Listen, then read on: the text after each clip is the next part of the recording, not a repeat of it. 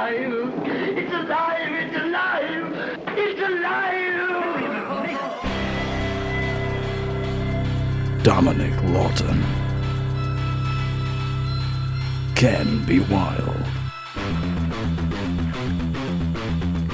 Welcome to the Bad Movie Cult.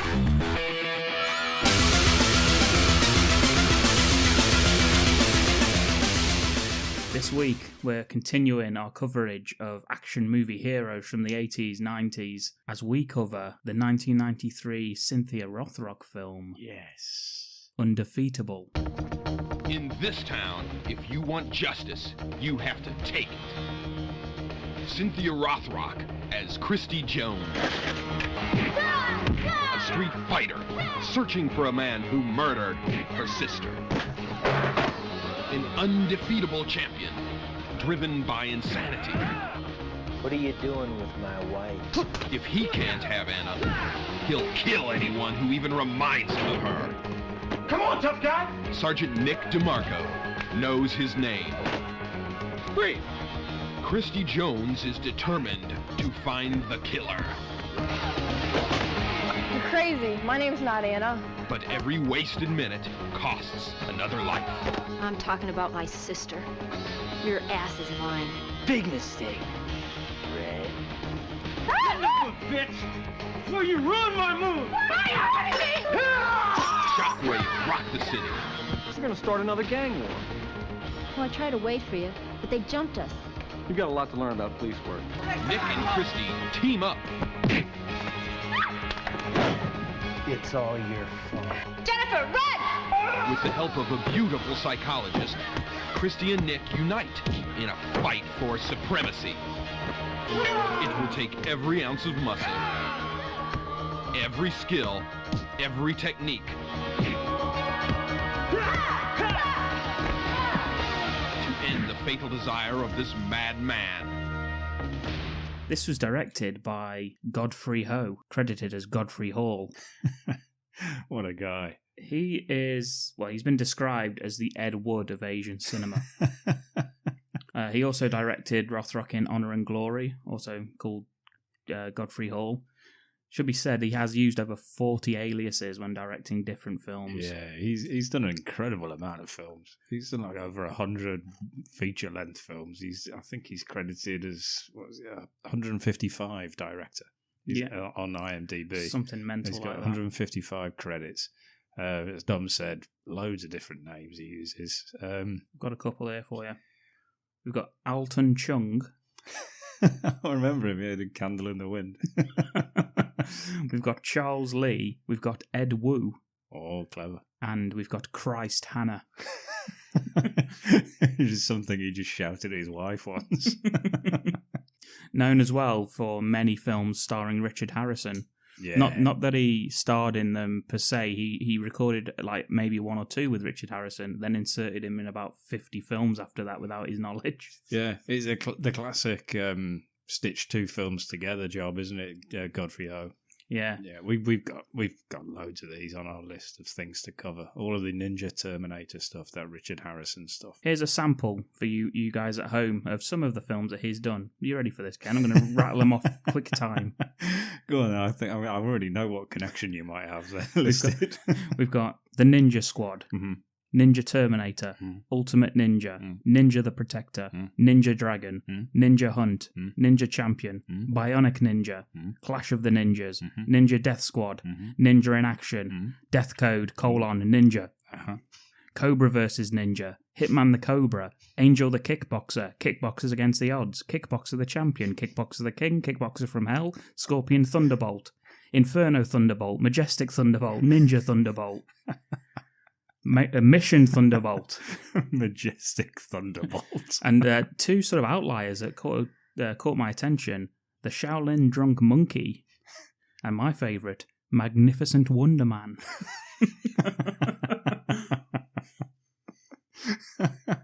Wow. That sounds good, doesn't it? We'll have to cover that. Well, when you find a subject you like, stick with it. Thunderbolts, ninjas and cobras, that's... Yeah. He loves it. There's quite a few of the kickboxer front there as well, isn't there? Yeah. Nice one. So what does he do mostly? Rom-coms and stuff, yeah? Yeah, I think that those are all done within the space of about a year, weren't they, them films? Yeah, he now teaches filmmaking at the Hong Kong Film Academy. How to make many, many films without actually making that many at all. Yeah. So anyway, Cynthia Rothrock, on to more... Beautiful matters. Cynthia Rothrock, for those that didn't know, has 7 disciplines where she's a black belt in them. Yes. She's an 8th degree black belt in Tang Soo Do. She has a black belt in Taekwondo, Karate, Eagle Claw, Wushu, Northern Shaolin, and Pei Lum Tao Kung Fu. Yeah. Not just in films, is she? She was world champion in form and weapons 5 times between 1981 and 85. For those that don't know, form and weapons isn't combat, is it? It's all about technique with forms, and then weapons is demonstration with weapons. That's also not separated into male and female. That's like open to both sexes, and she won. She took first place in forms 32 times and first place in weapons 12 times in her first 38 tournaments. Grandmaster of 5 tournaments. Came first place in 4 out of the 5 fighting events. She was the first woman to appear on the cover of a martial arts magazine, and in 1983 she was inducted into the Black Belt Magazine Hall of Fame as Female Competitor of the Year. Nice one. She was discovered by Golden Harvest Film Production Company whilst on Ernie Reyes' demonstration team. Ernie Reyes, a famous American karate demonstrator. 2 years later, in 85, she made her first martial arts movie called Yes, Madam. It's a great title. Have you seen that one? Yes, I have. Yeah, it's actually very, very good. I saw a clip of it yesterday, actually. Did you? Yeah, somebody on Twitter posted a clip of it. How many of Rothrock's films do you think you've seen? Oh, I don't know. A few. Yeah. I've got quite a few of them. Yeah, I was going to say, I remember looking at your film library and seeing a lot of her stuff. Yes, Madam is also known as Police Assassins or In the Line of Duty Part 2. She became known. She was actually one of the few Western performers to achieve stardom in the Hong Kong film industry before in her own country. Yeah, she did. It took a few years, didn't it? Yeah, her American films, when she finally did come over to do them, was Martial Law, No Retreat, No Surrender 2, Guardian Angel, Honor and Glory, and Undefeatable. These ones with Godfrey Ho, and of course China O'Brien. Oh yes, indeed, yeah. And that's why we're covering her. She is a bona fide action star. Yeah, and that picture of her where she's topless, just doing a high kick, wearing little denim hot pants. You pointed then. Are you looking at that picture right now? I've been looking at it for years. Yeah, that is the most perfect poster you could ever have, ever. Thank you. Bye. I'm off to look at it again. This film was called Bloody Mary Killer for Chinese audiences and actually was released with extra features with the Chinese cast members, the sort of comic relief that's in this. Yeah, which is, again, what Godfrey Ho does, doesn't it? He just keeps bits, adds bits, changes it, puts it out as a different film. Speaking of the cast, Cynthia Rothrock did claim in an interview about this film that her co-stars had such difficulty remembering their lines that portions of the dialogue had to be written down and taped to her forehead for the actors to read. I'd love for that to get a Blu-ray with some behind-the-scenes footage of Cynthia Rothrock with some sticks, just like pieces of paper stuck to her head. Yeah, that'd be great. This film has an IMDb rating of 4.2 out of 10 and a Rotten Tomatoes rating of 58%. That's not that bad. For what it is, for what it is. I mean, it's literally just a martial arts film, isn't it? It's not trying to do anything else. The plot. So Cynthia Rothrock, she's Christy Jones, and she's all about vengeance, which she is in most of her films, I think. They're all revenge, aren't they? And that's your classic martial arts film. What else is there? Just for fun. You can't do it for fun, otherwise you'd be the baddie. No, because then you're the bad guy. There has to be a point, and it's usually I don't want to have to do this, but now I've got no choice. Yeah, well, she starts off with another classic plot, isn't it? That she's trying to put her sister through college, so that's why she's doing the fights. She's getting money to put her sister through college, but then it turns sour.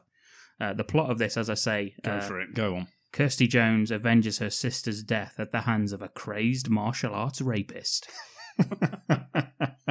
That's one of the worst kinds of rapist, isn't it? If you think about it. He's raping not only women, but also martial arts. And he's crazed. Yeah. You can tell that by his eyes. And his mullet. These films, the martial arts films, are basically all action films. I think we've probably said all this before, are only as good as the villain. Oh, and this guy is absolutely amazing. Unbelievable. This guy's got 3 or 4 different personas throughout of it. First, he's like the stone cold badass killer, like fight to the death kind of. He's brilliant, isn't he? Then he's like a mommy's boy. And then he's a crazed killer, but then he's also kind of like a sly, almost Ted Bundy style killer. He's got it all, this man. And at some occasions appears to be a cyborg. Yes. He's brilliant. He really is. It's Don Nam. Yes. As Stingray or Paul. Yeah. Depending on which mood he's in. Yeah, you're not introduced to him as Stingray until about a third of the way through the film. No. I think they do mention it, but no one really cares. He's just called Paul. Yeah. I got some taglines, Ken, if you're interested. Yes, please. Yes. You've got the one that I saw, which is on the front cover of the DVD, which was Out of the Ring, Into the Fire. I went down, down, down, and the flames went higher. In a fight to the finish. Yeah, that's on the front of my DVD, that one. And then another one, When the shadow of a serial killer falls, the terror starts. Okay. That's like a gritty thriller, that one, isn't it? Yeah, it sounds like a horror film, doesn't it? Yeah. Which ones do you prefer out of that? The first one? Yeah, it's more like, that's what it is. Fight to then the again, finish. you put Cynthia Rothrock on the front with fists up, if you pardon that expression. Well, speaking of that, when this film starts, I actually thought I had a Red Shoe Diaries episode on, because there's a woman just sitting, like, it's all like sort of soft focus, isn't it? It is, yeah. It's with her, she's sort of just chatting and looking out into the distance, and like all those Red Shoe things started with a woman just remembering a saucy time in their life. Yeah, she's talking about Paul, who used to be so loving, but now he sometimes hurts me. Oh dear. Yeah. Oh, Paul. I don't know what happened. Paul used to be so sweet, but he's changed. He's violent.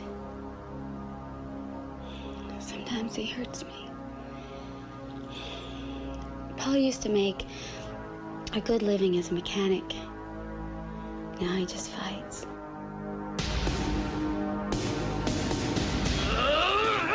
And this is Anna, and she's talking to her therapist. Anna then goes on to tell us more about Paul.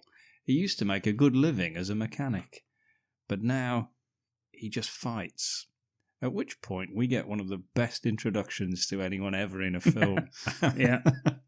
And it's, you can only assume at this point, is Paul in a fight. Yeah, mid-fight, sweating, got the crazy eyes. He's got a fantastic permed mullet. Oh, yes. It's amazing. It's a thing of beauty, this is. It really is great. It's like a slow motion as well. So like he shakes his head a little bit and some sweat comes off him. Yeah.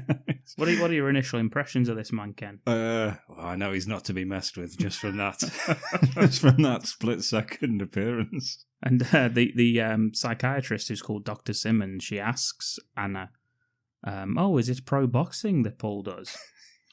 And Anna says, no, this is different. And she's not wrong. They've got full boxing gloves on, but it's kickboxing rules in a ring. Mm-hmm. And no one ever fights like this for the rest of the film. It's just this one fight where they've got mouth guards in and stuff like that.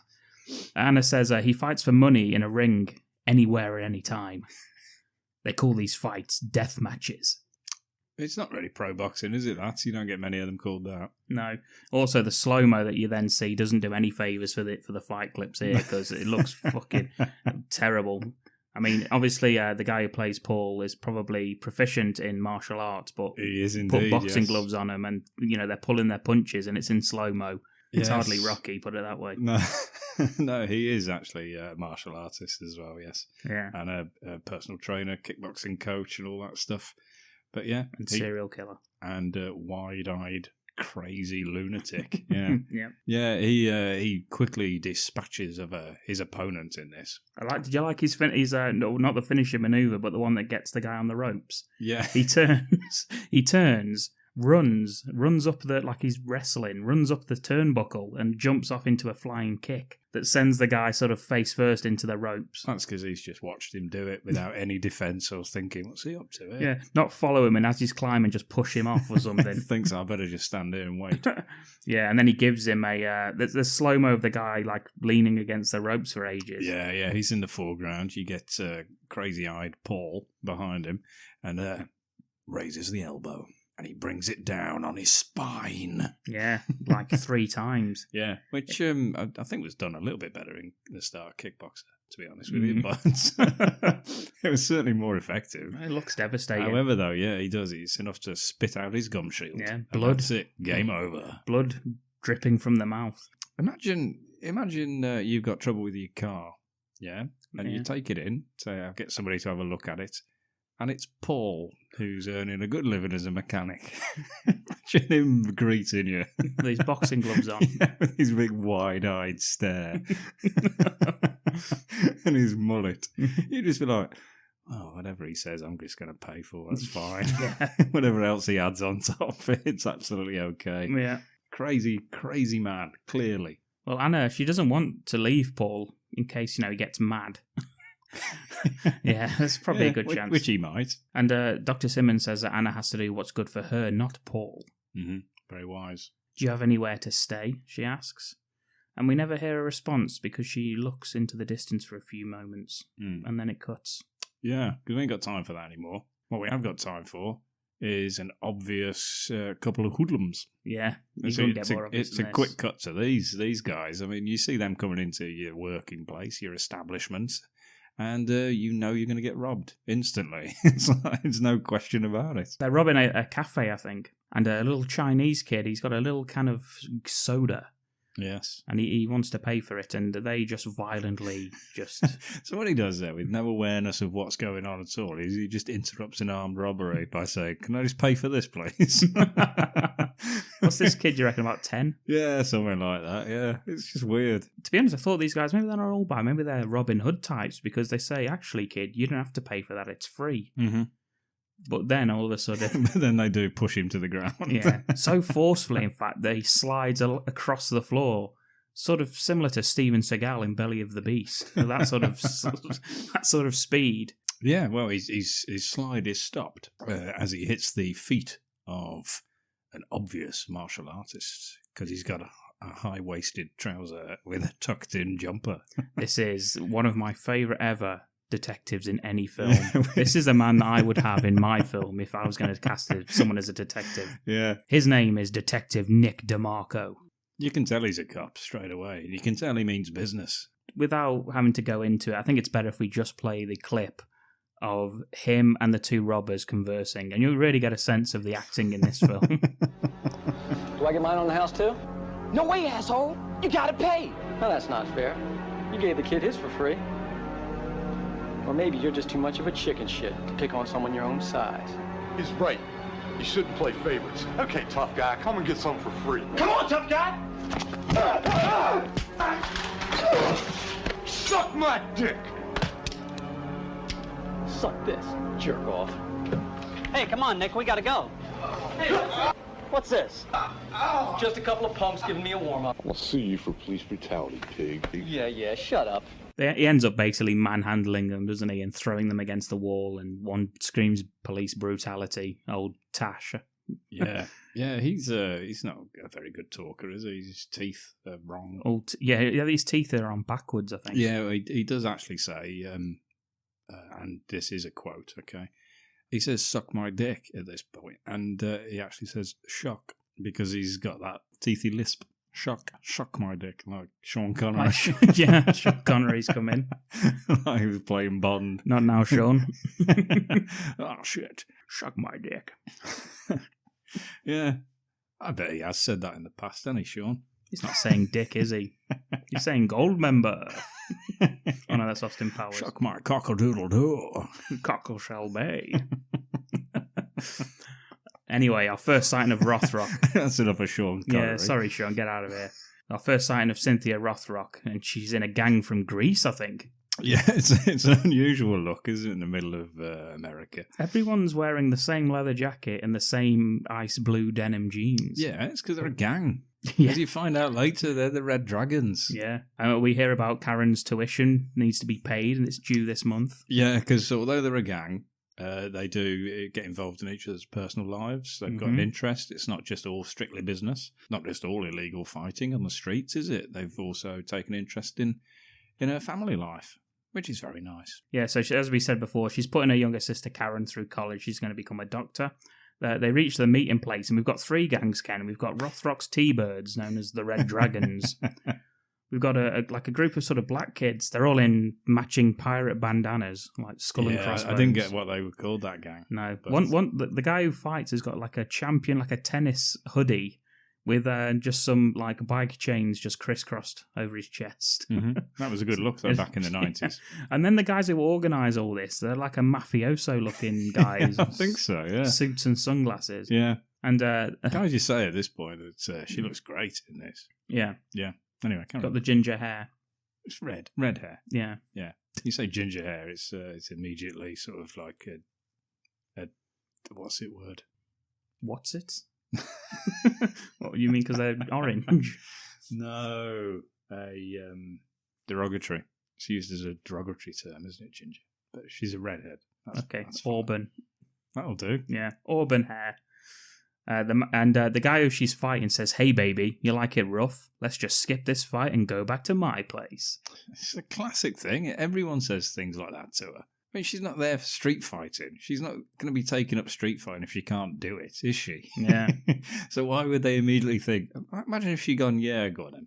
Then they just went off to his place, beats the shit out of him for free. Yeah. She says, you're going to be too busy looking for your teeth. Oh. And he says, oh, so it's going to be like that, huh? Well, yeah, that's what we're here for, isn't it? A gang fight. Yeah. So it is. It's Rothrock versus this pirate. And everyone starts stamping and clapping like, we will rock you. It's about to fucking play. Yeah, they're all doing it at different times as well, aren't they? They can't even choreograph that properly. And then you get the like slow motion of their feet moving into position, both of them. Like yeah, the pirate guy. chief stance. Yeah. You've never trained, have you? No. This is purely stance work. They're looking at each other's stance. They're adapting their stance. That's how it works. That's how you start a proper fight. Yeah. Imagine if it was just Kimbo Slice who just goes in and just lays into her, knocks her out straight away. no skills whatsoever. No, everyone who ever fights in a martial arts film is martial arts trained. That's a rule. Yeah. Even if it's just some incidental character that there's no reason they would be, knows how to do it properly. Like everyone in this film. Exactly that. Yeah. Yeah. As this film sums up martial arts films of the 90s beautifully. Do you think that, this might have been brought by me before, but do you think that having every single person be able to do martial arts takes away from your main characters being so good at martial arts? No. Because I think the fact that the other characters can do martial arts but are not as good as the main characters shows how good the main character's martial arts is actually at that level. Yeah. That's the point, I think. Yeah. So everyone can do some, but not everyone's as good as these guys. That's the point. But when, like, the mom coming out of the shop starts throwing high kicks, it's a bit like, maybe only Rothrock should be the one beating up men. No. You want to live in a world where all women can beat men up, don't you? I do, yeah. Yeah, if they're looking like Rothrock. Obviously not if they're just like massive like sumo wrestler women. I don't want any of that. A massive sumo wrestler woman would beat the shit out of us too. Yeah, exactly. So that's why I don't want it. If you're a massive sumo wrestling woman, just keep your distance. It should be difficult if you're that fat. Anyway, moving swiftly on. Don't touch! Don't touch! You lose! Come on!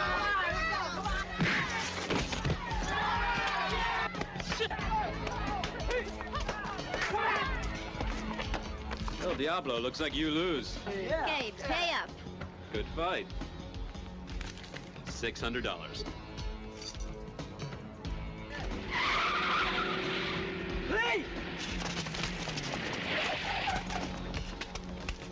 Great. Rothrock, she must be wearing some of those Chuck Norris karate jeans here. She's got them on, hasn't she? Yep, finally got them in the post. Still waiting for mine. Not much giving real in the gusset of real jeans, Kenneth. You know what I'm saying?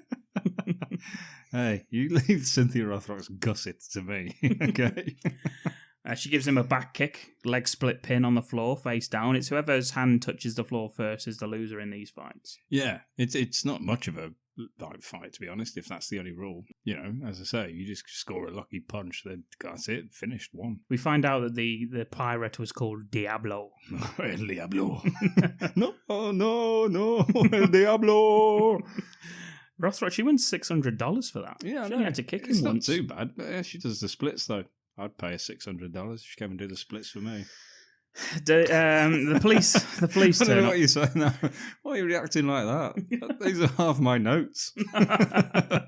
Just me offering Cynthia Rothrock things. The police turn up. They all scatter. Cynthia drops her money all over the floor. Well, actually, I think they throw it. And obviously the cops are, as previously found, it's Detective Nick DeMarco and his sidekick.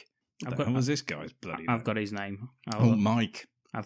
I called him something else, but later. Yeah, no, that's fine. You can call him whatever you want. I'm a guy, what an idiot. Yeah. Yeah, so yeah, they're the cops, obviously, because they're pretty much the only cops in town. They are, aren't they? You never see another cop until you see them at the murder scenes, and then you realise why no one else does anything except those two. But we meet her sister Karen now. She's at college. We get some light-hearted stuff about the Red Dragons applying for college. They come up to meet her because they need her to help bail Rothrock out of jail. Yeah, they're going to get Christy out. And she says, "Oh, are you applying for college?" And one of them says, "Our IQ is too high for college." And they all like... Yeah, and they all laugh and high-five each other. They tell Karen, as I say, Christy's arrested. She was in the wrong place at the wrong time. And the main one of the Red Dragons out of the three of these idiots says, anyway, once the cops meet you and see how you're her beautiful sister and a terrific student, they'll chill out and let her go. Karen says, yes, that makes sense. She does, yeah. She totally ignores the ridiculous, over-the-top compliments. Before they do go, they meet Dr. Simmons, who is the psychiatrist earlier on, who you may remember Anna was talking to in a Red Shoes Diary moment. Yeah. Yeah, who says, "Are you coming to class?" And she just goes, No, I'm going to go and do something else. I'll go away with the all-Asian cast of Grease. I'm off just going over with the Red Dragons. They do a fighting stance. And she's like, all right then, well, I'll see you later. Yeah. She's not overly strict, is she, Dr. Simmons, when it comes to her class? She looks at the Red Dragons and says, "So, are you doing some sort of research for your abnormal psychology project?" She really doesn't like Asian bikers. No, well, it was the 90s. She'd probably seen Miami Connection. She knew they were probably up to no good, ninja, selling stupid cocaine and the like. Listen to me. She's not stupid, Dr. Simmons. She's a bloody doctor.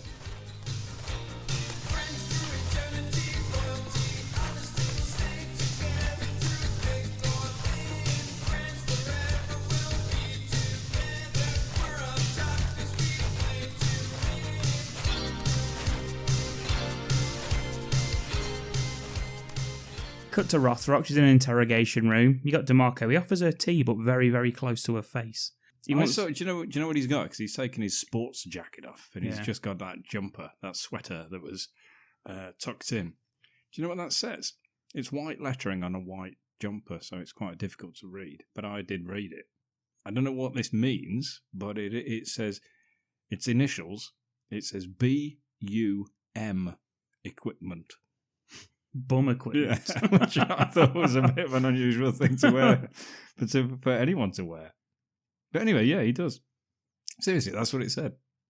I've not looked that up to find out what it was. I'm guessing it was some sort of gym equipment or something like that. I think it's to do with anal sex. It could be. Or homeless sex. Oh, yeah. You know.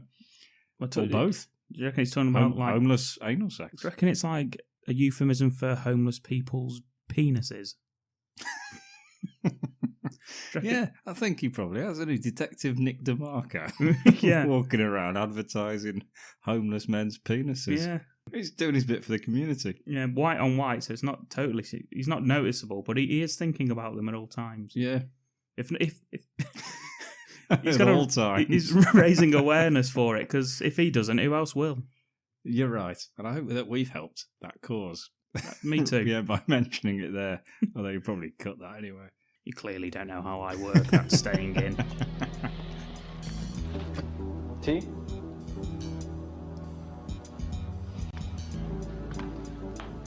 What's wrong? You don't like tea? Do you know how long I've been waiting here? So? Don't you like it here? What do you want from me? I told you I didn't do anything. I want the names of the other fighters, and I want to know who runs the fights. Rothrock, she's playing hardball. She ain't no snitch. No, but she's like, well, what are you messing with me for? I've got a job. She works in a diner. I got a horse. I got a ranch. I got a girl. Cold iron. She's got a job at a diner. She's got bills to pay. She's got a sister in college. Why don't you go and do your real jobs and catch rapists and murderers? Have that, Detective Nick DeMarco. DeMarco plays both good cop and bad cop in that scene. At one point, he's like, I don't know, you seem too good for, get off the street. And all of a sudden, he's like, we can stay here all night if you want, or all week. Is that how you want to play it? Yeah, we could be here for hours, days, weeks, months. He does the cool guy sit down as well. Did you see that? Yes, of course he does. He turns the chair round and straddles it. Yeah, well, he's cock of the walk. Yeah, he's there. He's looking at it right in the eye while he's doing it. Yeah, he's not wearing Chuck Norris jeans, so you just hear a rip as he he cocks his leg over. Oh shit! Just pulls his hamstring. In comes his detective, sneering at the fact that Rothrock says she's got a job. Yeah, this is Mike again. I call him Detective Bob Jackass. He's in the pitch. She works at the Moonlit Cafe. Yeah. That's nice, isn't it? It does sound nice, doesn't it? Yeah. But, DeMarco, he's on the ball. He's a super cop. He doesn't believe she makes money from that. Not $600. He picks it up. He's got it on the side there. He's like, you don't make this from the diner. Yeah, she says tits. Oh, no, tips. No, she says tips. Sorry. It's from my tips. Yeah. She says that, she's trying to put her sister through college. Why don't you go and, rapists and murderers, why don't you go arrest them? And Bob Jackass says that her sister is here. And her arrest record, whilst containing fighting and disturbing the peace, is clean. No convictions. So DeMarco lets her go. He says, stay off the streets, you'll live longer. Mm-hmm. That's true for everyone. And then he says, or stay in here forever. Hours, days, weeks, months. And then they have a classic chat, don't they, the partners, once they've gone. He says, Nick, I think you've made a mistake. And he says, no, Mike. She's okay. Yeah, you're wrong on this one, jackass. She's okay. They also refer to her as kid. She's a good kid. Yeah. I had a look. She was 36 when she made this. I could not find out how old he was. I know. I couldn't say. When you go on IMDb, no one has their picture except for Cynthia Rothrock. There's nothing about this guy, John. Yeah. Although he was in... what else was he in? John Miller was also in Homicide: Life on the Street. He was homeless people again. Patterns emerging. Yeah, and plus they were both also, Rothrock and Miller were in Honor and Glory, the previous Godfrey Ho film. So, they've got previous together. It's alive! It's alive! It's alive! Cut to Paul, and he's turning up at home. He shares it with Anna, of course. He's got some flowers. He has. He's got a mullet, leather jacket. Yeah. He's still got the mullet. Yeah. I don't think we have to keep saying he's got a mullet. She's making dinner in the kitchen, and he wants some sexy sex with her at this point. Yeah, well, he's just got home, hasn't he? And she says that she doesn't want to. She's not too keen. She just wants to finish dinner. And to be fair to him, he takes it very well. Oh, sweetheart, why don't you just get cleaned up while I finish cooking your dinner? Come on. Oh, please, dinner's almost ready. Come on, Mommy. I want to play. Paul, I'm not in the mood. Bitch! Before you ruin my mood! Yeah, just rapes her in the kitchen, really, just over the kitchen counter. Over the steaks. He rips off her underwear. She's crying. He's up to his tricks. And the steak's burning, to be honest. It's just there cooking away. We get a nice close-up of the steak, which I thought was a fantastic juxtaposition of what's going on that we're not seeing. Meat. Yeah. Sizzling meat. That was going to be the name of the podcast, but we decided against it last minute. That's my side project.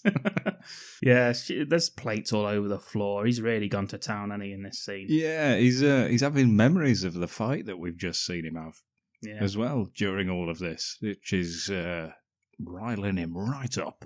Yeah. If you'll pardon that expression too. Yeah, the steak he gets out the pan looks raw still. I don't know, I think it looked quite nice. It's massive.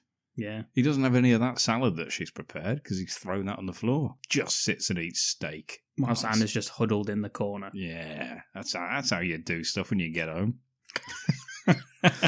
Oh dear. Yeah. She never did say thank you for the flowers. It's alive! It's alive! It's alive! Paul goes to an office. He wants his money. He wants 20 grand. 20 grand to get in a boxing ring and fucking elbow someone in the head. Jesus Christ. I know, yeah. It's not a bad fight, is it, that? We didn't even see anybody else at the fight. It was just these two guys in a ring. There was nobody else there. How the hell's he earning that? Who's putting that money up? Lou. Big Lou. Big Lou Tremsky. All of them. Yeah. He's got another deal for him, though, Ken. Get this. I wrote that down as well. This new fight. 100 grand for a fight with the boys from Philly. $100,000 for one fight. That's a lot of quiche, isn't it? In a death match. This is when we find out his name's Stingray. Yeah. His nickname. And he asked him if he's treating Anna well. And he says, how's Anna, Stingray? He says, yeah, real good. I just raped her. Still, my steak was nice. And he says, enjoy it while you can. Monday, we're back in the gym. He's non-stop, isn't he, Lou? Yeah. He's a real taskmaster. He is, yeah. He comes back home, more flowers. Yeah, he's got more flowers, though. Fair dues. Yeah. You know, he's a nice guy. There's a picture on the side showing them together as well. I noticed this. Stingray's smiling, and she has this haunted look. I like the fact that even in photos around the house, she has this haunted look about her. Yeah. Well, he's a clear lunatic, isn't he? Yeah. Imagine her bringing a boyfriend home and it's him. Yeah. And he thinks maybe she's hiding from him. Ken, do you think Stingray likes hiding games? He doesn't appear to be a fan of hiding games, no. Oh. No, due to the line that he gives us, which I actually really laughed at. But then again, there's a lot of laughing in this film, just at stuff that you shouldn't really laugh. It says, Anna, baby, I'm home. Anna, I have a surprise for you. Foul rape. That was his thoughts that Dom provided. Anna, where are you? I said I'm home. If you're hiding, I'll break your fucking neck.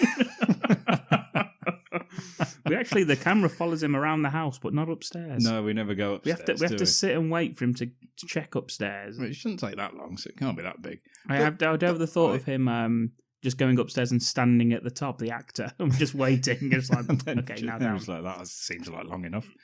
But I like the fact that he thinks that she might just be playing a little game. Yeah. Why would she be hiding?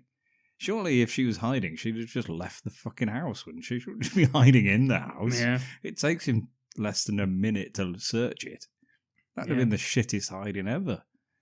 Anyway, no, he doesn't like hiding games, and she's not there. Anna, where are you? I said I'm home. If you're hiding, I'll break your fucking neck. She has left a note, though, and a locket. Mm-hmm. It says, the note, not the locket, it says, Paul, by the time you read this, I'll be gone. It's a lovely start. I left you your favourite dinner. She has done as well. She's cooked him dinner again. Okay, I noticed the dinner was just there on the table. Steak and salad again. Says, your love has turned to abuse. Your touch has turned to pain. I am not your mother. Every time you call me mommy, you choke the life out of me. Yeah, actually, he did do that during the rape scene. I deserve better and I'm leaving you. I'm returning your mother's pendant. Don't try to find me. I'm not coming back. And Stingray's response is absolutely superb. He puts the letter down, looks up into the distance. Does she not say something about the doctor had told her? Yeah. She mentions that Dr. Simmons was right. I need to do something good for myself. Yeah. It's like that, just name checking the doctor for him. He stands up and just goes, no! You know, like, what's his name from Hellraiser? What's a fucking Uncle Frank? Yeah. Like Uncle Frank when she throws the box out the window. He's like that. And then he picks up and does he throw his steak? He picks his steak up barehanded and throws it against the wall. Well, he just throws everything against the wall, amazing. doesn't he? He just smashes the whole place to pieces. It's brilliant. I like the first thing to hand was his steak, and he just picks it up and throws it barehanded. He should have at least had one bite out of it. And then he we don't know what time she left. That might have been stone cold, that steak. Oh, hell yeah. Stone cold steak. Stone Cold Steak Austin. He trashes the place while saying, "Anna," as you would. His pendant plays a little tune. That pendant, that'd be fucking annoying, wouldn't it? Yeah, I don't know if it was the pendant or whether it was just a flashback sort of memory noise. Oh yeah, he's remembering his childhood, isn't Yeah. he? His mom choosing a bloke over her own son. Yeah, this is the next day, isn't it? Oh, is it? I think I'd put flashback next day. No, maybe. Yeah, he's still sat there just upset and he has a flashback. And this is why he's mental, you see, because he's got mommy issues about her neglecting and leaving him. There's two people. It's like cow and chicken. You don't actually get to see them. It's just their legs walking around. There's these kids sat upset about something. And they're just like, but I can't leave him. He's my child. And the guy, as reasonable as ever, well, he's not my child, so it's either him or me. And the mom's like, well. And he's just sat there wide-eyed with a big mullet. But the kid. Shirt off. Flowers in his hand. Yeah, just a bit upset about it. Which you can imagine it would be. Yeah. When we cut back, Ken, this is a fucking odd scene, isn't it? Yeah, and massively irrelevant to everything. Because it's just for this one scene, isn't it? He's shirtless. Oiled up by the looks of it. Got a bit of oil on himself. Yeah, he has, yeah. He's like, Anna, I'll find you. Yeah. I'll find you. Whilst he's like there, then he just spray paints his hair a touch. Yeah, he gets some red spray paint and sprays stripes through like the top, like 2 stripes down the top of his head. And yeah, he says, I will find you. The thing is, they're not actually that visible, these stripes. No. And they're not there at all anyway afterwards. I think a little bit in this next scene. I think it. You get one next scene, and then the rest of it, he's obviously washed his beautiful perm mullet, and it's gone again. Yeah, looks like fucking Rufio from Hook. Yeah, I'm really not sure why he does it, but still. Cut to a couple of young adults getting frisky in the car park. Yeah, there's a lot of that. A lot of just like full-on romance kissing in this, isn't there? It's like that. It's just like walk back to your car from wherever you've been, and suddenly it's just like yeah, he throws her all against, over each other. He's like, what? Yeah, he throws her against the car, get a little kissy, and something gets thrown at them. Is it water? It's ice. Ice. It's ice. Yeah, he's got an iced drink. Yeah, just throws it from out of his paper cup, and the guy obviously isn't happy. He threatens to kick the guy's ass. And in comes Evil Stingray, looking like Jerry Seinfeld here. He says, what are you doing with my wife? He's got like the red streaks in his hair, and he's got like dark eye makeup underneath his eyes, hasn't he? Give him like a haunted look. Yeah. It's not actually his wife, by the way. No. That is not his wife. No, he thinks it's his wife, and Jerry Seinfeld's really pissed off at this point. What the hell? I'll take care of this. Look, buddy, I don't know who you are, but I'm gonna kick your ass!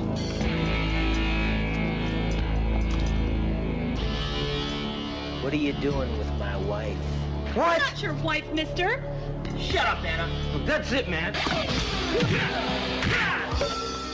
Oh my God, somebody help! Pokes his eyes out and throws him out off the... they're like, what do you reckon, 3rd floor? Yeah, something like that, yeah. Just throws him off and lands on a car, and then he takes the wife. It takes the double eye poke, doesn't he? Yeah. He just pulls out his eyeballs. Yeah. Which is, it's talented, I guess. Yeah. Yeah, and then he does it. He just kicks him over the thing. Just smashes into a van. Lands on a car. It's a good stunt, to be fair. Yeah, I liked it, yeah. Yeah. Yeah, it's just funny. And then he just advances on the woman. Cut. Next scene. Rothrock, she's working at a diner. It's Christy. It's Christy in full waitress uniform. And, God, she's good at her job, isn't she? She knows the customers. She knows their interests. She's having a chat with them. Oh, she's brilliant. Very personable, isn't she? Yeah, she's great at her job. To a young girl, asking her to make sure she's getting on well at school. Yeah. And then she notices DeMarco. He's sitting there with his big fucking bummer jumper on.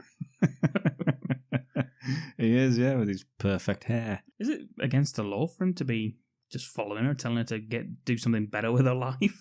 I think it's against the law, no. No, is it But to be honest, professional then? To be honest, he is absolutely fucking everywhere that she is. Yeah. So I don't know whether he's got any other cases on. No, it doesn't He seem just like follows it. her a lot. I like it later on. The chief actually asks him, like, isn't there a fucking murder on? Why are you working out? Why are you working out with a stick? Get fucking back to work. But anyway, back to this scene. And he's there. And yeah, he has a coffee. yeah. And then he gets a call. He's got to go on his little pager. When he first sees her, he's like, you were working as a waitress in the moonlit bar when I arrested you. Yeah, but she's having none of it anyway. She tells him to go piss up a rope. She does, literally this time, so you know she means it. Yeah, but he hasn't even paid for the coffee, which the girl, thankfully, tells him is $1.50. Yeah. He leaves a big wedge of cash. I don't know how much cash that is. I think it was about $6. It was more than $1.50. Yeah. So, he cares. Well, Christy, she gives him a little side-eyed glance as he leaves. Big tip on the table, if you pardon the expression. And in come the Red Dragons, telling her they've got to fight for her. Yeah. In the middle of the diner where she's working. Yeah, that's what you want, isn't it? A gang just to turn up. Yeah, cut to a torture chamber. It's like a warehouse, isn't it? And it's Stingray. He's greased up. He's shirtless. Couldn't look more fucking ridiculous if he tried. He's got the fighting gloves on, hasn't he? Yeah. He's using a punch bag, isn't he? Yeah, and the woman's sort of crying whilst he's working out on this punch bag. Yeah, and then he whips her with a few chains. Yeah, she's like chained up herself, isn't she? Like her arms it's splayed. superb. Yeah. Brilliant. Starts whipping her, and we cut away. They discover the body of the guy who's had his eyes knocked out. Yeah, Sun Kim, his name is, and he was a karate champion. What, the world karate champion? Oh my god. He was beaten to death. Nose broken, eyes gouged out, according to Detective Jackass. Yeah, and there was a strange bruise on his neck. Yeah. It was like, yeah, okay, well, let's focus on that, not the rest of what you've just said. Yeah, that came not from... his eyes gouged out. That's an unusual bruise, isn't it? The strange bruise on his neck was delivered by Detective One Line, who you never see for the rest of the film. And I actually put here, DeMarco, the actor, like, is his name John Miller? Yeah. He's a fucking awful actor, isn't he? Oh, he's brilliant. You know what they say? They say the parking attendant noticed that Sun Kim came in with a woman who was unaccounted for. So the parking attendant saw that, but didn't see fucking Rufio from Hook turn up. Oh, he's a busy man. Fucking, and throw him out. He's attending many cars. Throw him off the roof. He didn't see that, but he saw fucking Sun Kim and a woman. Yeah, he likes women. Fucking hell. I was going to say, he was a parking attendant, you. Yeah. Anyway, the girl and the car are missing. Yeah. So there we go. Anyway, the captain's on the radio. He tells them to get their ass somewhere else, so they do. This is a weird cut, because when they do that, it looks like, oh, captain's on the line for you. And then the quick cut makes it look like they're walking into a porta potty together to talk to the captain. Yeah, because it's immediately they're at the scene, aren't they? Yeah, it's so funny. Yeah, and they come from different sides of the camera as well. Yeah, they meet in the middle of in front of the camera, and then they walk together, really close behind each other. Too close. Yeah, open it up. There's a body inside. I thought Ken was going to have to get his shit alarm ready. Thought that's what they're both going for.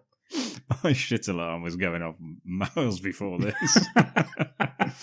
I like this bit as well, where they open it up and just go, looks like she was raped and tortured. Just immediately. She's just sat on a porta potty. They're like, yeah. There's some flowers on her. Yeah, irises. Yeah.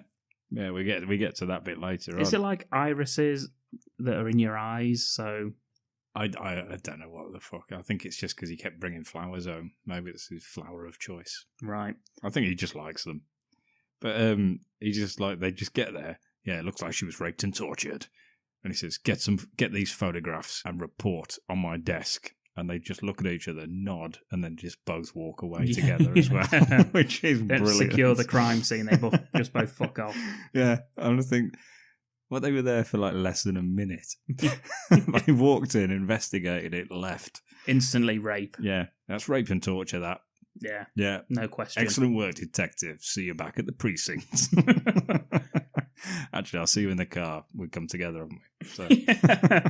Anyway, we cut to the Beat It music video. It's two gangs. They're in a warehouse. It's Rothrock's fight. It's a $1,000 bet. Yeah. This guy she's fighting, I fucking love this guy.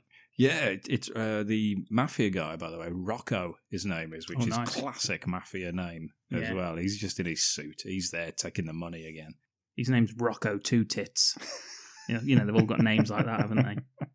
Yeah, and it's accurate. He's so Christy, she's offering $1,000, and she's getting 3-1 on her winning this fight, which is decent odds. Yeah. I mean, I don't know if Rocco was there at the last fight. I mean, he was, so I don't know whether he was paying attention or he was just like dreaming about his tits. Yeah, and I don't know if he's ever met Bear before, because there's no way you give 3-1 for Rothrock against this fucking guy. Yeah, and it's just like that. He's like, oh, he's big. Are you sure you want to fight the bear? And this guy... Fucking hell. You know, like in like American Pie, you know the guy that comes to the house party with the keg and he's pissed already? It's this guy. It's this same guy in every single film. He's not particularly in shape. He's not particularly tall either. No, Why is he big? He's not big at all. He's just wearing NFL shoulder pads over his t-shirt. He's got a red bandana on. He's wearing Zubas. Yeah, we're not sure why he's got those pads on. But if you're allowed to wear that, why isn't she not wearing like Kevlar, and why don't she wear the full like kendo suit? Well, like she's got the Chuck Norris New York Ninja. She's got the Chuck Norris jeans, so she doesn't need anything else, does she? To be fair. Oh man, I'd love to see her just fighting them. She actually says to, because one of the Red Dragons actually does mention this guy's massive, even though he isn't. No, he's not at all. No, he's just higher up. Yeah, yeah. He's just walking down. She does steps. say that to him. Yeah, no, he's just higher up. She says the bigger they are, the harder they fall. Mm. And he even comes at us with some NFL-based smack talk. Yeah, he gives us a bit of abuse. He says, "It's game time, rookie. Time to place you on the injury reserve." Yeah. She says, "Shut up." Actually, my note is this the best they could find to play this role? Because he doesn't even it's not even like he's a karate guy, this guy. No, he literally just runs at her. Yeah. You know, like it's just... He just runs towards her. It's rubbish. I do like she responds to him with some sick rhymes. Yeah, she's not messing about. All right, you know the rules. No guns, knives, bricks, or anything else. And remember, if your hand touches the ground, you're done. Game time, rookie. Time to place you on injured reserve. Poor little baby bear.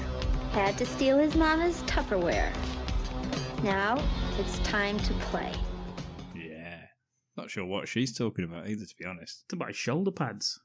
That's not what Tupperware is. No. You don't keep food like fresh in shoulder pads. No, you keep it in your helmet. Peanut butter and jelly sandwich like in the Little Giants. Yeah. Anyway, they have a big fight. Bear gets in his NFL linebacker pose, ready to make the tackle, I guess. She adopts the stance. Yeah. I love how his gang are all in sports attire. Yeah. This is the sports gang. Yeah. The one guy's in like a Letterman jacket, like he's still in high school. And then another, like, a lot of them are in like NFL merch of like NFL fucking teams. Bear like charges at her as well, and she just fucking round the house kicks him. Yeah. She just flips over him. Actually, I got a message, someone saying that we said it wrong. It's a roundhouse kick. Oh, really? Not a round the house kick. Do you know, I've been wondering, because we don't mention it every episode, No. that we do that on purpose, Yeah. do we? So... Do you want to explain what that is, Ken? One of Dom's friends just like mispronounced roundhouse kick and just said round the house kick. Around the house kick, Yeah, just this is like either just like any room at all in the house you could be kicked, or with your like just some sort of like dislocated knee you can kick around corners. Yeah. So we do that on purpose. But thanks for messaging in. Yeah. Dear Bad Movie Cult, when will you realise that it's called a roundhouse kick, not a round the house kick? You do so many films of the martial arts genre, but you don't know the basic principles. Actually, Cynthia actually does like a really cool like run up the wall and launches off. Oh yes, yeah. That's pretty cool. And it's a bit wasted on Bear, to be honest. Oh yeah, she didn't need to do that to him, did Yeah. she? I like the way she actually finishes the fight. She like flips him onto his back and then just kicks his hand to the floor with her like just stands on his hand with her like toe just pointed, just like puts it down, and that's it. It was absolutely shit. Bear was. Yeah, he was awful. Didn't even look imposing either. He just looks like any fucking like a Just college some kid. guy, yeah. Yeah. He don't even look like a bear. Wasn't even dressed like That's a the bear. worst thing. They should have gone actual bear. No, that would have been a good fight. No. Yeah. Just rips it to fucking Imagine pieces. that. Prime Rothrock getting killed by a bear. Come on, Godfrey Ho, what are you playing at? Yeah. That was the perfect opportunity. I like once he wins, the mafioso says, "Ha ha ha, you're done, bear." And then, Yeah, and he just lost $3,000. yeah, Bear's like, "Son of a bitch." Bear's wife goes, "Oh no, Bear," and puts her hands to her face, very exaggerated. And then the Red Dragon guy's like, "Oh, right, yeah." And it's all like one after the other, like like they all take it in turns to react to the fight. Yeah, it's because they're just slower at noticing stuff. And then my favourite bit, this actually I put laughing like ha ha ha to remind me how much I laughed, was that Stingray turns up. Yeah, Stingray's just cruising. On an abandoned lot next to Yeah. he turns up looking out with his mullet blowing in the breeze. And he looks at Bear's wife and he's like, "Anna." Fucking hell. I think the connection is that she was wearing a floral dress, which I did think was weird to be wearing to this fight. Yeah. Because, like, you know, gang member. Not as weird as gang if Bear members, would have worn it. Yeah. He just looked normal. Not Yeah. like any weirder. Yeah. Yeah, but I think that's what it is. And she has got like the long, wavy, dark hair. So immediately, no. Why the hell would Stingray be there? It's in the middle of nowhere. All of these drive-by suddenly Yeah. noticing people are because why on earth wouldn't they be? Oh man, I He's remember just out driving, looking for Anna. I laughed so much when I first saw that. I was like, of course he's there. I was laughing already at Bear, and then this fucking mullet flapping in the breeze. It is as well, isn't it? Yeah, just the bottom bit. But all in one go. Yeah. Yeah, it's not just a couple of wisps of hair, that whole thing. The whole bottom bit is flapping, the rest is stationary. They get to Bear's trailer anyway. He's upset at the loss. This must be the first time in any film someone who's lost a tournament match. We go back to his house. Imagine like Bloodsport, that first guy that Van Damme beats. We go and watch him go back to his house. Just upset. Yeah. He says, "Give me a Coke," and Yeah, she's he's like, that upset. He needs a Coca-Cola to calm himself down. And I actually made a note to ask you, Ken. She says, "In a minute, I've got to go to the can." I've written it down. Yeah. Does she have a shit? Yeah. I've only got how long it takes, and I would suggest that the time it takes would be a no. Unless that was a piss. Yeah, unless she just shit before, like She'd started already. Yeah, yeah. Hello, Anna. Time to go, Anna. What? Let me go! Bear, kill this bastard! Son of a bitch! Big fight, Bear versus Jerry Seinfeld, and that's twice now that Bear's gone for the big NFL tackle. Yeah, he doesn't know anything else, does he? He doesn't know if it's a fight or whether it's a game or that it's like the way the whistle's gone. He doesn't know what's going on. And twice in 2 hours he's been thrown on his arse trying to do an NFL tackle on someone. He beats him up anyway, and does he kill him? Oh, yeah, he does, yeah. I think he snaps his neck. Yeah. Yeah. And then just advances on Anna. She screams, fades out then.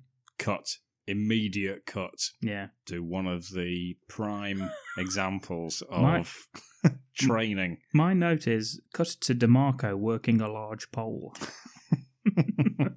He's got the old staff, hasn't he? Yeah, not Lewandowski. No. Yeah, he's doing some staff fight training. Yeah, which is a weird thing for a detective in like LA or wherever he is. I don't know.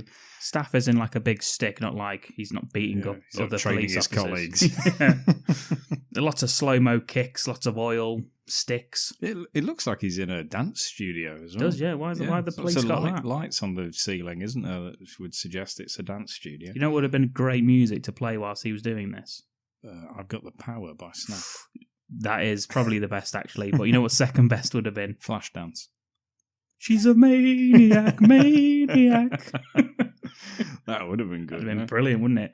And not only that, but bloody Bob Jackass turns up. He's got the little tiny sticks. They're doing some little tiny stick training. Yeah. Nick's got a Tomfer stick at this point, hasn't he? Like a nightstick. Yeah. The police issue nightstick, and he's blocking these double stick attacks. That's Mike, his partner.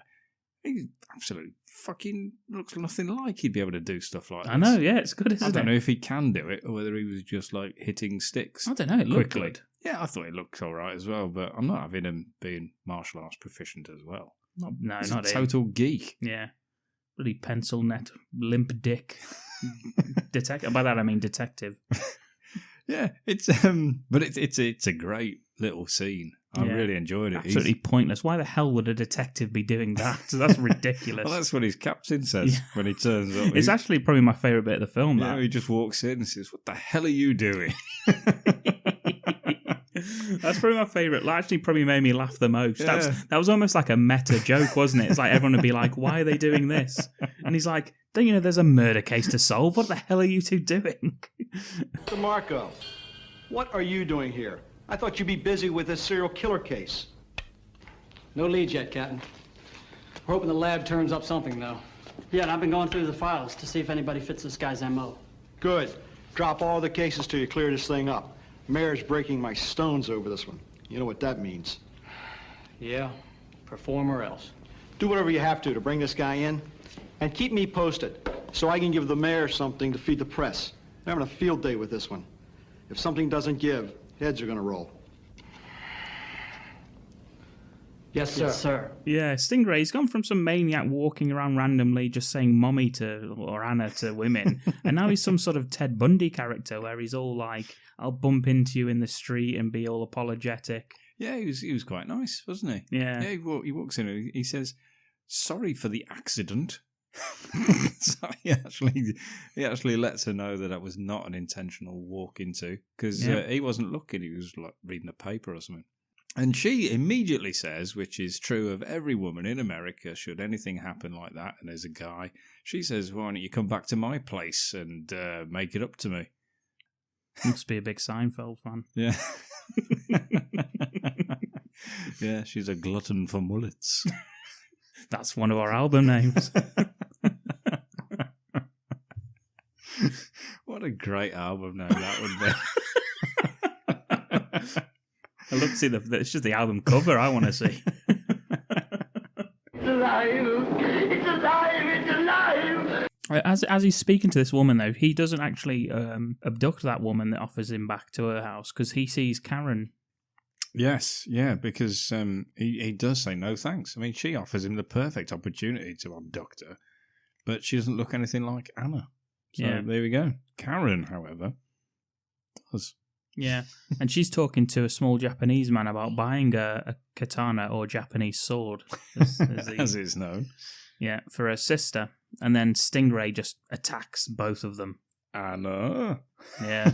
And her little mate just gets beaten to the floor. Yeah, they have a fight. It's a bit of martial arts. Obviously, he can do martial arts as well, because why not? Yeah, and obviously so can she, Karen. Yeah. The doctor. He just walks after her, doesn't he? And this is where he like starts to be cyborging up. Where he just walks like a robot towards her. Yeah, and it's like she's like hitting him, kicking him in the face, no reaction. He grabs her leg, elbow drop to the knee. Yeah, it's got to hurt. She's crawling away, and he chloroforms her. And then it cuts there. Is that correct? Yeah. Instant cut. And we've already had Nick DeMarco's training montage scene. Now we hit Christy, Cynthia Rothrock, doing some training with some massive bloody swords. Yeah, the hook swords. Yeah. Yeah, this is actually Cynthia Rothrock's favourite weapon to train with in real life. It's fucking impressive. It is very impressive, yeah. Very graceful with it. Yeah, and she's a waitress. Nick DeMarco, he turns up. He's here to tell her the bad news. He says, "I've got some bad news. Just let me say this. We think your sister was murdered." Yeah, she's like, "Oh, maybe I should sit down or something. I don't know." He's like, "We need you to identify the body." And she says, "You must be wrong." And he says, "I hope so. Let's go down the station and check it out." I'm like, what? What are you talking about? What do you mean, I hope so? You're going to show her the dead body of a woman? That you hope she doesn't know. There's some random body. Meanwhile, at the morgue, Professor Brian Cox says, "I warn you, this isn't going to be easy." Some weird morgue guy. Yeah, there's always got to be one, isn't there? Yeah. But he seems to be loving it. Yeah. He's loving all this stuff. Yeah, and they pull back the cloth. She's got no fucking eyes. Yeah. You just see her. She's just there with no eyes. It's like as if you'd show her that. Yeah. Yeah. Just DNA it. Yeah, I don't know. Has she got any birthmarks or any like tattoos or anything like that we could identify? Can we have a sample of your DNA and we'll check it? It'd just be like, well, no, because when I knew her, she had fucking eyes. Oh my days! She had eyes last time I saw her. Honestly, she's got eyes gouged out of her face, and they're just showing her face. Well, she's not happy, is she, Christy? It's an incredible grief scene, isn't it? Yeah. Apparently that is her sister, by the way. It's not somebody else without any eyes, and she just doesn't like it. Yeah.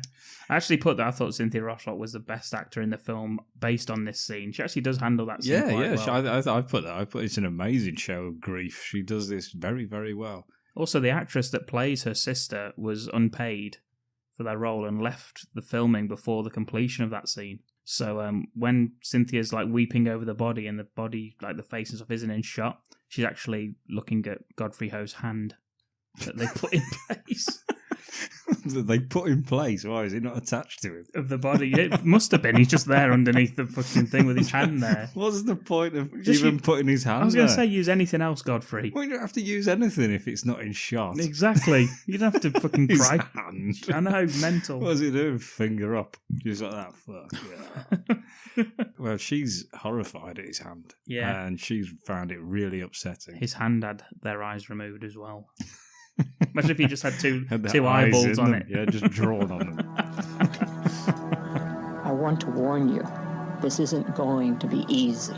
She does sort of like, she hugs Nick DeMarco. She actually like slaps him a little bit in grief, slaps his shoulders and just like, no, it can't be. And I thought, imagine if martial arts training kicked in and they actually just had a full out brawl right there and then. But she doesn't. She's just very upset. I'll tell you what she does see. The bruises on her neck. Oh, of course. Unusual bruising. Those unusual bruises. What could they be from, Kenneth? Well, hopefully we're going to get some sort of expert later on to tell us nothing whatsoever. Yeah, to be absolutely pointless.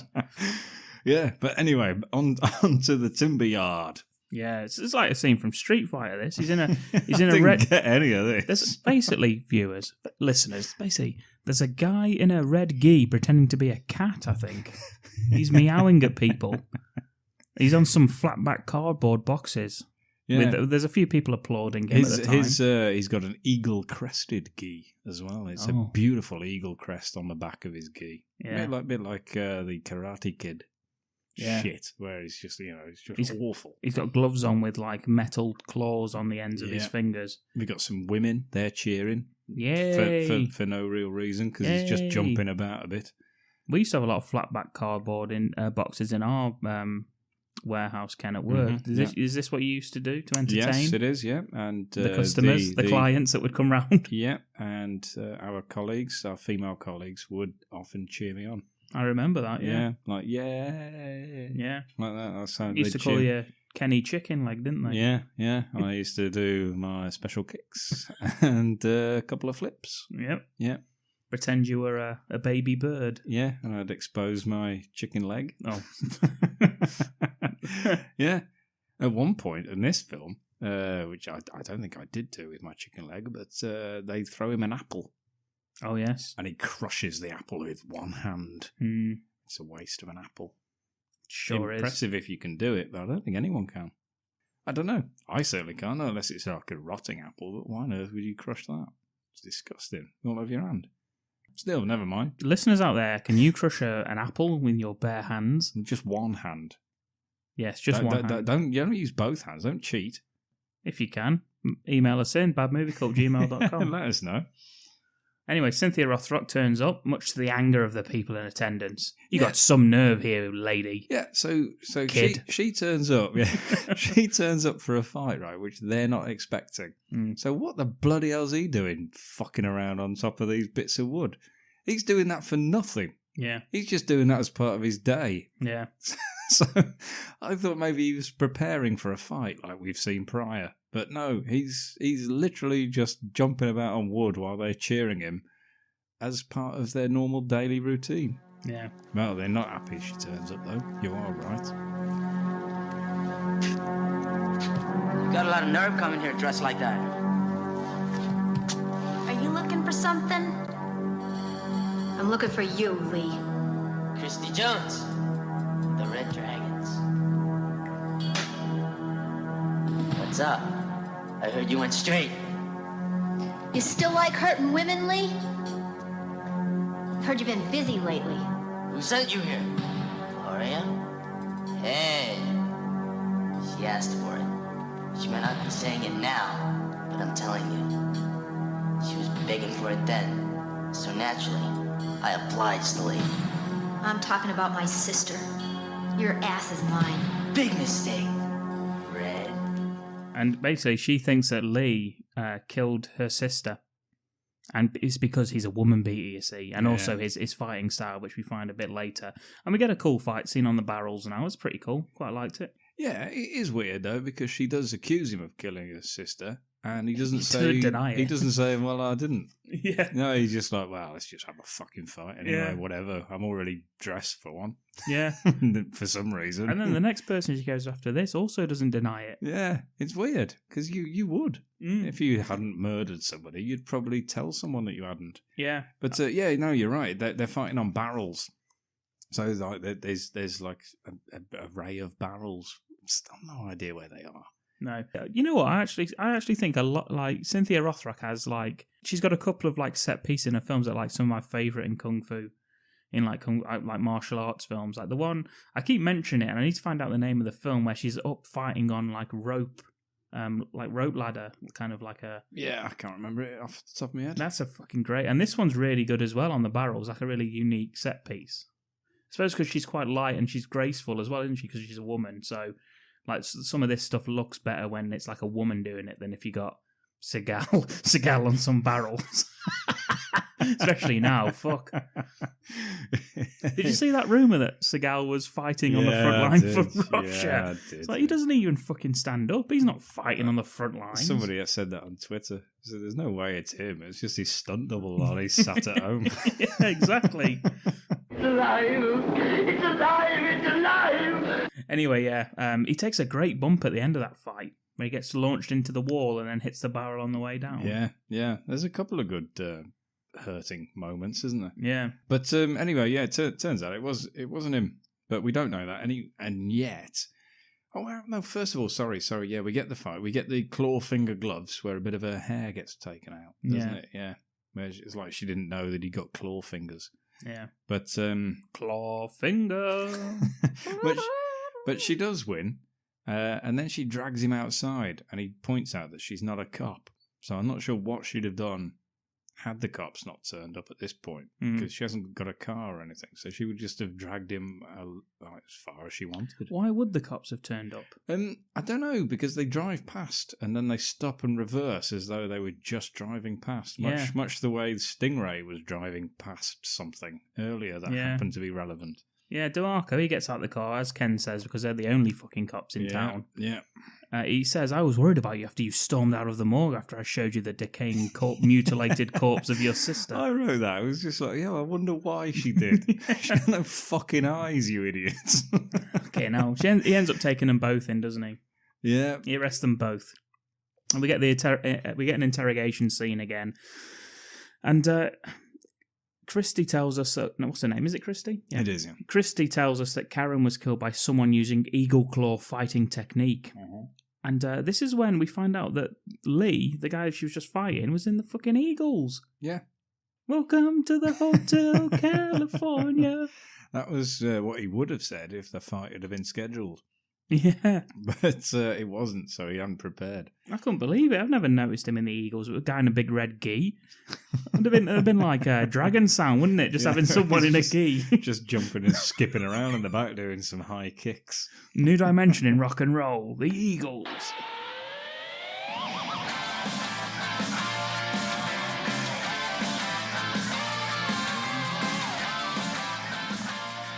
But DeMarco actually says, hey, you might think I'm just some sort of limp dick pencil pushing pimple popper. But I've been around the block. I know karate. I know martial arts. Yeah, that's Mike you're thinking of. He says that was not eagle claw technique. And forensics found the skin under the nails of Karen wasn't Lee's. Son of a bitch. It was her own. Let's get her. She killed at suicide. Oldest trick in the book. Ripped her own eyes out and strangled herself. Classic. DeMarco tells her that she needs to leave it to the police. She needs to go home before he puts her in jail. So again, good cop, bad cop. But he does it himself. No, that's because Mike's just shit cop, isn't he? His partner. He's shit cop, whereas Nick has to be good cop, bad cop. But at least a cop. Anyway, cut to Rothrock. She's with the Red Dragon. She's telling him about the marks on Karen's neck. And then, as luck would fucking have it, what a touch of fortune this is. Yeah. One of them has the same marks on his neck because there was a guy that came into the club, was harassing one of the girls, and he was lucky to get out with his life. And he put the same grip on him. He was a guy, and he was called Ryko, and he was from the Maniacs. The Maniacs. I mean, what the fuck would they wear? One wears a frogman's outfit. One doesn't wear anything. One's a mime. One's dressed like Friar Tuck from Robin Hood. And one's Henry VIII. It's alive! It's alive! It's alive! Anyway, regardless of what they are, what they used to be, or who on earth they're going to be dressed up as, set up the fights. She wants to check him out, call in the boys in case they need help, and call DeMarco, for God's sake. Yeah, well, they've got to go through Rocco and the Mafia, because he's not allowed to go back and show his face, otherwise he'd be killed. So they have to involve the Mafia, which is a massively needless involvement. Yeah, they don't like the fight, do they, this Mafia? No. As soon as they find out that it's something personal, they just fucking leave. They're just like, I ain't here for this. Ryko, did you hear what Ryko said? Of course I did. I've written it down. Is this true? It must be then if we both got it. He says, Christy, you're dead meat. You're the one who fingered Lee. Yes, and then I wrote, whoa. Imagine that, Rothrock. Fingering you. Fingering you? I don't know. I'd have it. Aggressive. Yeah, I know. Yeah, I'd take it. I bet she's trained in it. Oh, yeah, black belt in fingering. Black belts. That's on your CV, isn't it? Yeah, it's not helped me get many jobs. But I'm still available. She wants to ask a few questions about her sister's death. And as Ken says, the Mafia, they don't like it. They're leaving. They give her her money back. They say, don't ever contact me again. You finger her. Ryko says he doesn't give a shit about her sister. He wants to kick her ass because he's Lee's friend. Oh, dear. And there's a fight between Ryko and Rothrock right now. Thoughts on this fight? I like this one as well. Yeah, I think pretty much. The problem is everything else is very B movie, maybe even Z movie. Well, but the whole point of the films they're fighting, aren't they? The fights are good. Yeah, but this does really show Rothrock as a fucking great martial artist. She ain't fucking about. So what would you say? 8 disciplines. Yeah, she's not shit at any of this. 7 black belts, one with an 8th degree black belt. Yeah, she does all this shit, and it is just really, really good. Every single fight's brilliant. I mean, well, we get to the last one, but obviously every actual fight set piece is superb. Yeah, DeMarco turns up anyway to break it up because unfortunately the rest of the gang join in. It just gets cartoonish barroom brawl in a western sort of thing. Yeah, I was going to say it turns into a full brawl. And DeMarco says, "You've got a lot to learn about police work." Yeah, he's just driving past again. Yeah, I know. How small is this town? It's the 4 blocks. He just drove past again. Yeah, he shoots his gun in the air as well twice. Yeah, recess is over, kids. Yeah. Obsessed with calling people kids. Yeah, he still says that, but yeah, she's a good kid. Is this Lone Wolf McQuaid's house just shooting into the ceiling? Anyway, cut that straight. Again, quick cut. Piano music. That's enough of that. It's Karen's funeral. Mm-hmm. A teacher's there, Miss Dr. Simmons. Yeah. She offers her condolences and she says that she was a great student. I like how DeMarco introduces himself, full name, full honours. Yep. Bronze swimming certificate. He goes all through his ranks and what he's earned. And then he tells her everything about the case for some reason. She's a doctor. But I don't think he knows that at the time, does he? She deals with abnormal psychology. Oh, that's true. So he already knows that. He's like, maybe you can give me some pointers sometime. Yeah, not sure if he's flirting with her at that point. It's his stony weird. face. Yeah, it is weird that he does all the my name is this and I've done that and I'm in charge of this. And we ran forensics. They came back and said, it's like, what the hell are you doing? Why are you telling her? She's just a mourner at a funeral. Yeah, fucking hell, calm down. He fucks up the line at the end there. Did you notice that? I didn't know. Fuck about bringing about like I just did then. It's easy done. Yeah, he fucks the line up at the end because he's speaking about the martial arts expert coming in and flubs the line, but they just leave it in. And sure enough... What does he say? We'll play the clip. Thank you. Christy, if you're free, I got something at the station I think you'd like to see. What is it? I brought in a specialist in martial arts. He's going to help identify the marks. And sure enough, the expert's there. And I'll tell you what, if you're going to get somebody in to help you with a case, you want to get somebody as useful as this guy. Yeah.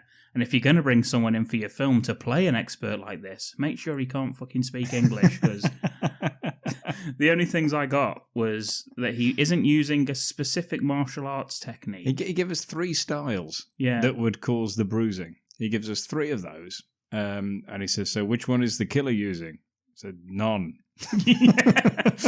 Which really made me laugh. Because it gives you great detail about all 3 as well. It's like eagle claw. It's like all this. And you're there thinking, Eagle claw, monkey's paw, jabber jaw.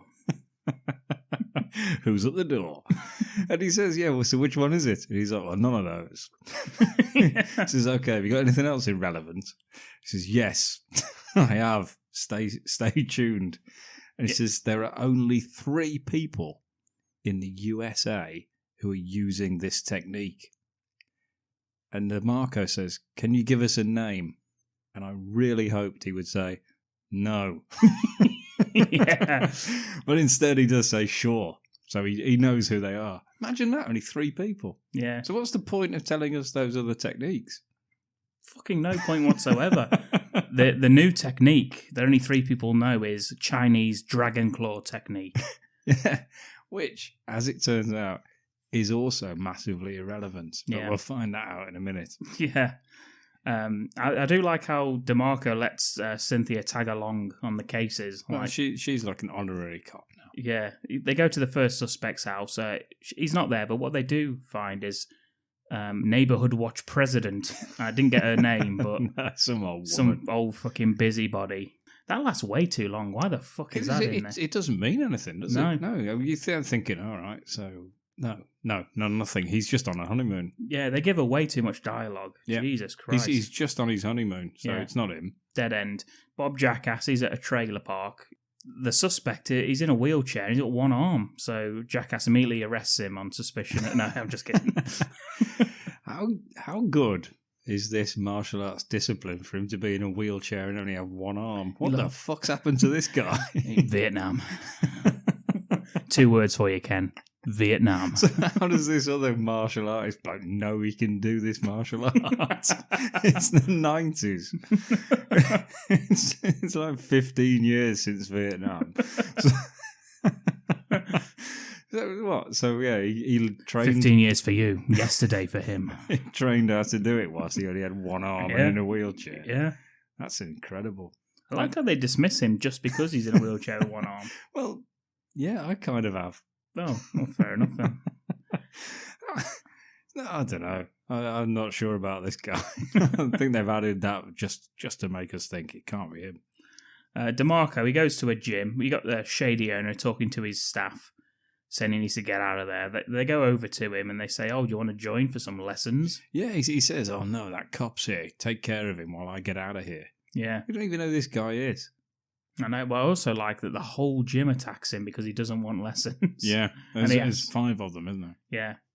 I'm not sure if I was working out there and I saw this cop would lay out 5 guys in the first 30 seconds, I would go over and help, to be honest. No, I still don't know who the guy is that they're trying to get. No, Ron. It's Ron. Yeah, Ron. Ron apparently is the 3rd person who knows this technique. Yeah. Which means that the information given, because Ron is not Stingray or Paul, is totally useless. Yeah. Because he clearly is not one of the 3 people who knows this technique. Yeah. So that Chinese guy who gave him all that info and gave him that massive detailed speech He's totally useless to this investigation and film.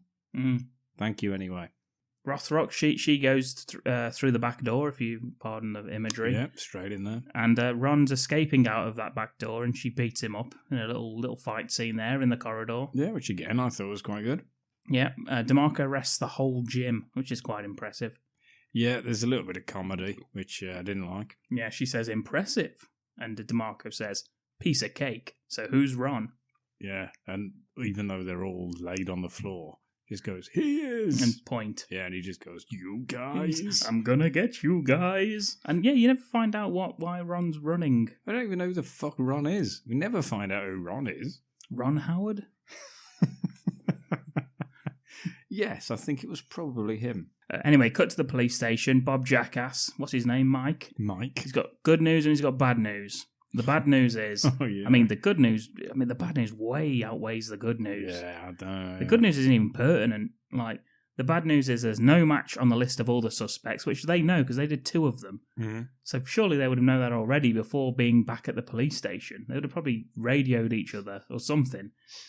But the good news is they got tickets to tomorrow night's basketball game. High five. Well, I assume it's basketball. He says courtside seats. It could be fucking badminton for, knowing Bob Jackass. Or they're in court. Oh, just watching the prosecution. Yeah, I bought in that guy in the wheelchair with one arm. Probably him. Anyway, they do high five. They do actually high five. I think the guy in the wheelchair. They're sat really, really close. They do. Oh yeah, they're right next to each other, aren't they? Yeah, still, it's an awkward high five. Dr. Simmons comes in and obviously Mike's all over her. Tell her, do you like basketball or whatever he says? And she says, no, fuck off. Yeah, and DeMarco says that to him as well, and he leaves. And he relays the facts of the case to her. This is where it turns into more police procedural now, this film. Yes. And she tells him facts about the serial killer's background of child abuse, blah, blah, blah. That probably, surely every homicide cop will have this sort of basics. It was the 90s. Yeah, no one knew anything. You have to call in an expert. Yeah, she mentions taking revenge on his mother, girlfriend, or wife, and bets it's his wife. And he's like, why do you think that? And she says, because all the victims look identical, which could also work for his mom, though, so it doesn't really... Yeah, and they mentioned the details of the iris flowers. They mentioned the windpipes being broken, the flower dresses. It's a profile. It could be ritualistic. Yeah. Even though she's got no fucking She mentions clue. ritualistic a lot. She does mention ritual again a couple of times. I like how DeMarco says, what, so no redhead? No petite redhead in a flowery dress is safe? And she's like, not necessarily. He could add the dress. So it's like, oh, great. So he's carrying a dress around, throwing it at women. Also and then assuming it's his wife. Yeah. Also, it's like, we have to take that off the warning list. So if you're a petite redhead, you can't even not wear a dress and get away. And he says, why tear out her eyes? And she says, maybe it's ritual. Well, obviously, he's done it every fucking murder. It's obviously a ritual. It's not a reason, is it? No. Maybe it's ritual, yeah, but why though? Yeah. Is what he should have said. So we know it's ritual. Yeah, because he keeps doing it. So why though? And she was like, how was the windpipe broken? Yeah, that's more important, isn't it? Yeah, that's that would probably give us more clues as to why he's ripping people's eyes out. Yeah. Yeah. Oh, he did it with the tyre of a wheelchair. Oh my God. We've overlooked a suspect. Back to the trailer park. Yeah, she sees something in a photo, and she says, I'm going to have to check my files on battered women, which I'm assuming is the note on the drawer that she pulls out. I've got one. Yeah, I thought she recognised Anna. So did I. I thought it was Anna. I wrote she recognises Anna, a body of Anna, but I don't know. No, apparently not. It's the flowers, isn't it, I think? Yeah, but fuck it, what? How does she know what fucking flowers she's getting at home? Anyway, yeah, so she goes back to the office. And DeMarco, meanwhile, says, I'm going to ask Christy if this dress was her sister's, which I don't think he ever does. Yeah, he does put it on, though. It's alive! It's alive! It's alive! So the doctor, Simmons, she gets back to her office, immediately asks for the file on Anna. So I guess she, as you say, she's worked out who it is. Yeah, it's just weird. There was nothing there that gave that if it's not her body. Yeah. I don't. Yeah, maybe. And she's gone. We never actually find out whether Anna's dead or what. So Stingray, anyway, back to his house. He's got his mail, sitting down on the steps. Yeah, he's just casually just going home now, isn't he? He looks down. There's mail from Dr. Simmons to Anna, and then in voiceover we hear the line about Dr. Simmons telling her to leave him. The flashback of what he read earlier. And so he remembers it was the psychiatrist who told her that. So obviously he's going to make a beeline for her. Meanwhile, the doctor does ring DeMarco about Anna. She does stipulate. Like, why does she want to be at the house when they raid his house? I don't know, but they say, but park up the street and don't come until we say it's okay. Yeah. And then we cut and they're just all there. Yeah. And she's at the door with them. So, I don't know what any of that bit's about. Yeah, and also DeMarco asks for the address of the house and she says, yes, but I want to be there, blah, blah, blah. And then she says, okay, I'll meet you there, and hangs up and never gives the address. So I guess we've cut the scene of her ringing him back. So sorry about that. I forgot to tell you where it was. Yeah, so cut to them all at Stingray's house. Stingray. All of them at Stingray's house.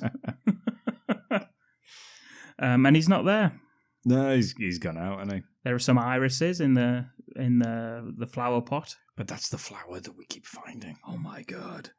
He asked Bob Jackass to get Prince and find out what car he drives.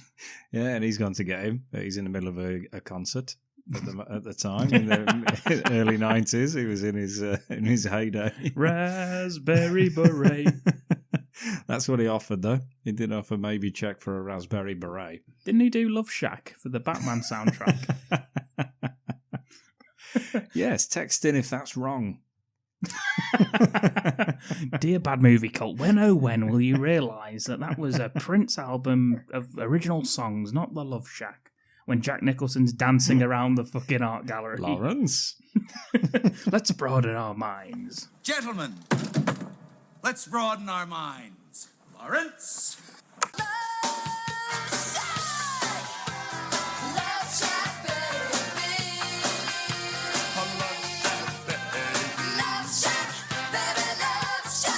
That's another sort of in-joke that no one we're probably going to get. No, we'll cut that. Stingray visits her office. Yeah, because he's not there, so they just sort of like walk around and say, oh, he's not here. Yeah. There's a downstairs as well, apparently, to that house. Oh, is there? Yeah. One of them goes upstairs to have a look, and again, as you say, they probably just stood there for a minute. And one of them goes downstairs and did the same thing, and then both came back and said, nope. Yeah, he goes to the office and he speaks to the secretary. He couldn't sound or look more mental if he fucking tried. You're ringing the police, aren't you, if you're that He's really close to her, isn't he? Where he just bends over the desk. He's like, why would you even need to approach the desk that much? If there's any people out there listening and they are receptionists at a psychiatrist doctor's house, practice, and someone like this, Jerry Seinfeld turns up and he leans in close and says, don't tell her I'm here. I want it to be a surprise. It's like, he's obviously going to kill her. I'm an old friend. Yeah. So please do ring the police, because this woman didn't, and it didn't end well. He really is very subtle about the whole thing. He might as well have done an evil laugh and twirled his moustache after he'd done it. And bit for like 2 minutes. Yeah, fucking hell. Anyway, we get a great shot of Cynthia Rothrock running from distance. Yeah, I like this. Yeah. Towards DeMarco, who's walking towards her. It takes this is almost like an Italian horror shot. How long this takes? It's a good moment, isn't it? And she's like, "Oh, hey." Yeah, apparently he's got news. He says Ludensky. He says that the suspect, the Prince match to Paul Taylor, a.k.a. Stingray, a.k.a. Rufio, a.k.a. Jerry Seinfeld.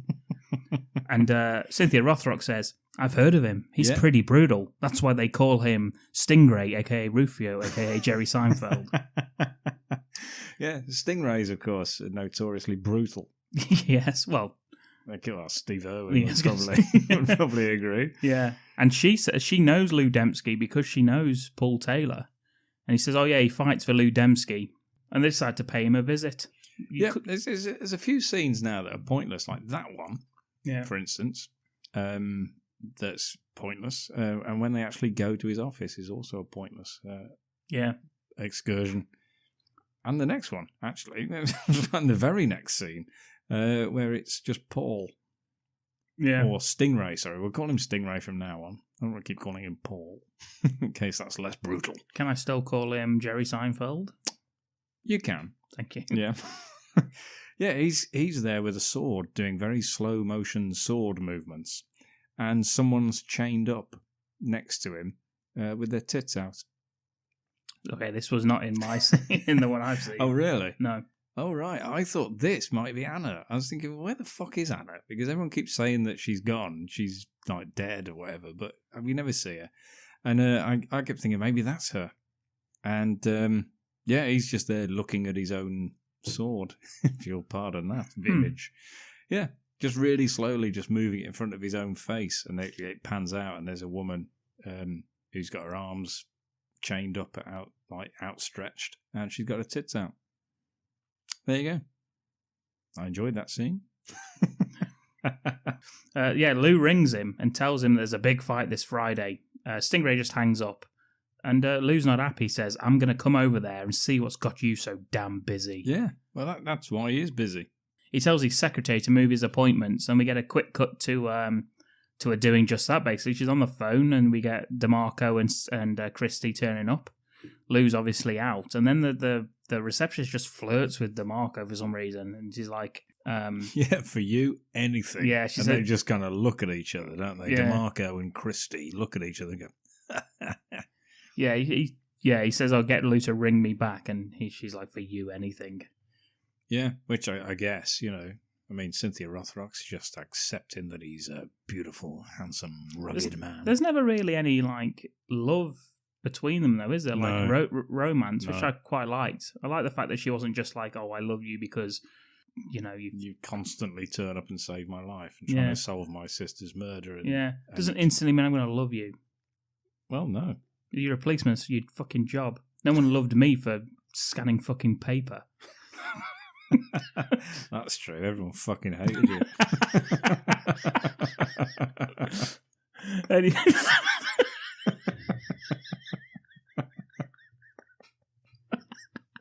Lou turns up at Stingray's training warehouse. Never a truer word spoken than that. Lou turns up at Stingray's training warehouse.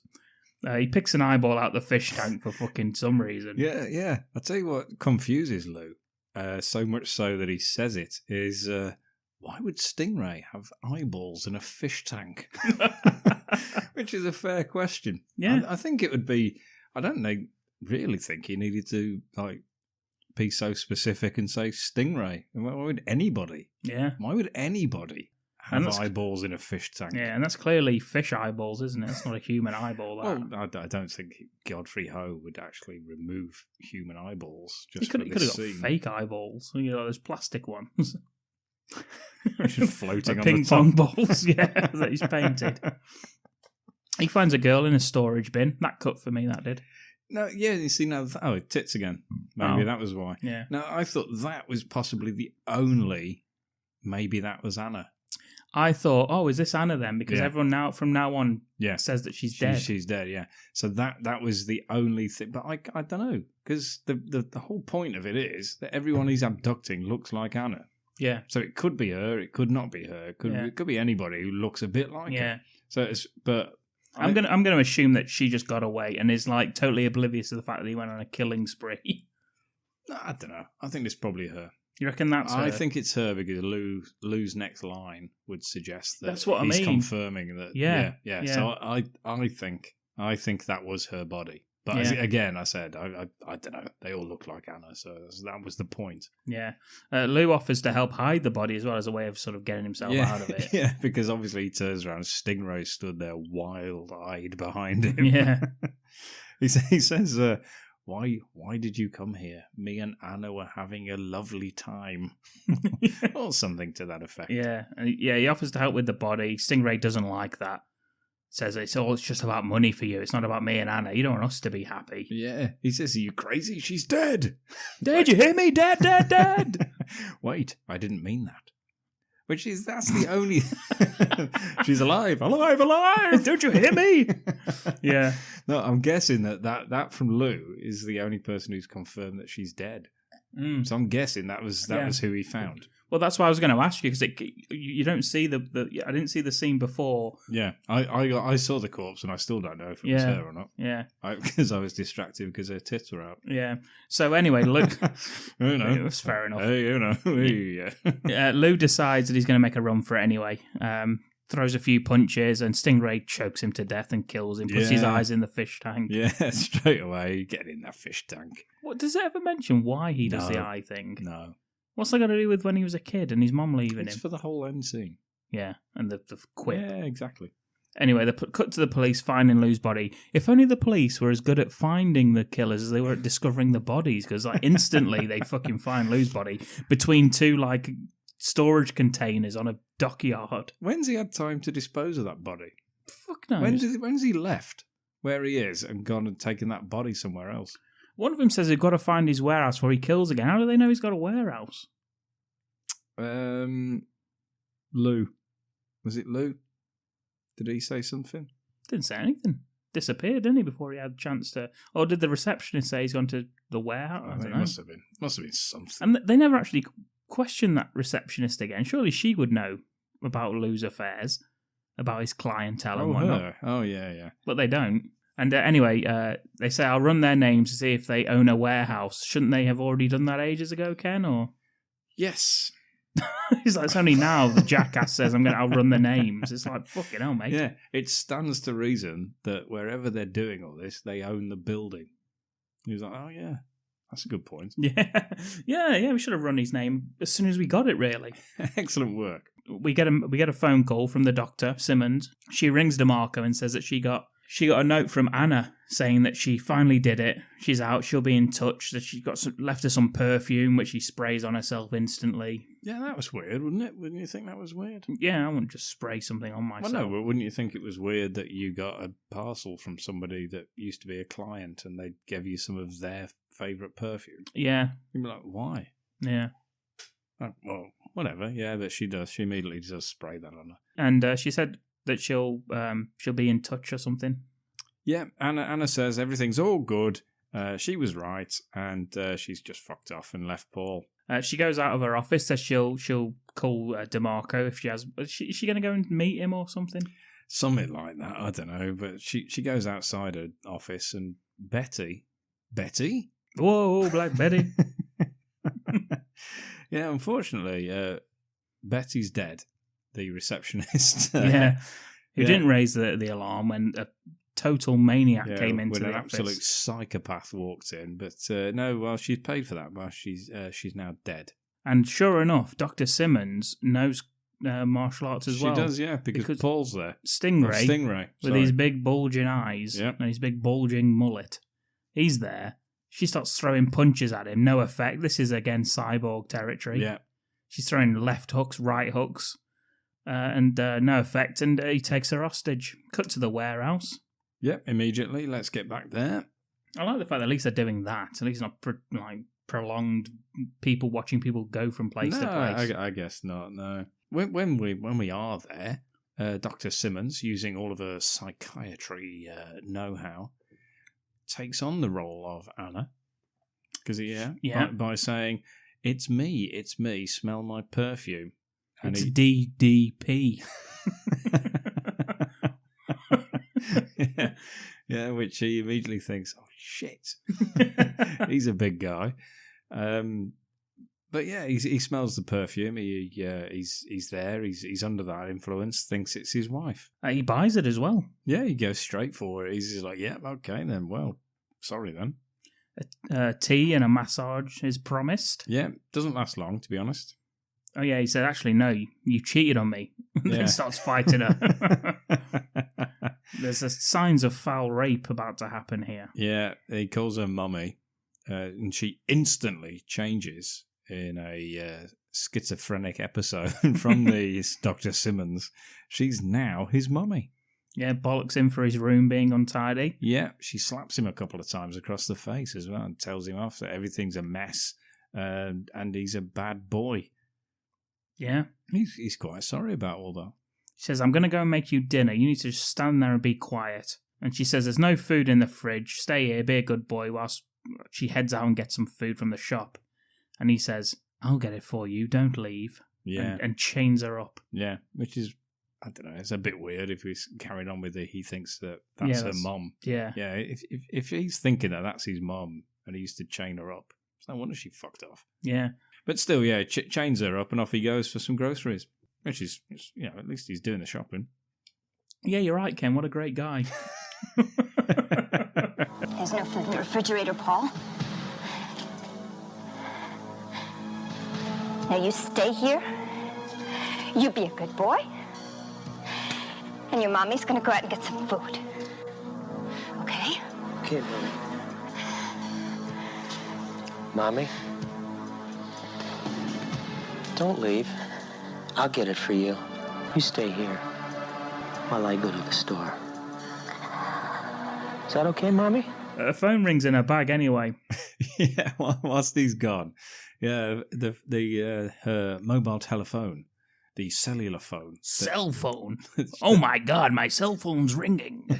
That's what you Americans say, isn't it? Yeah, I think it is, yeah. Holy smokes.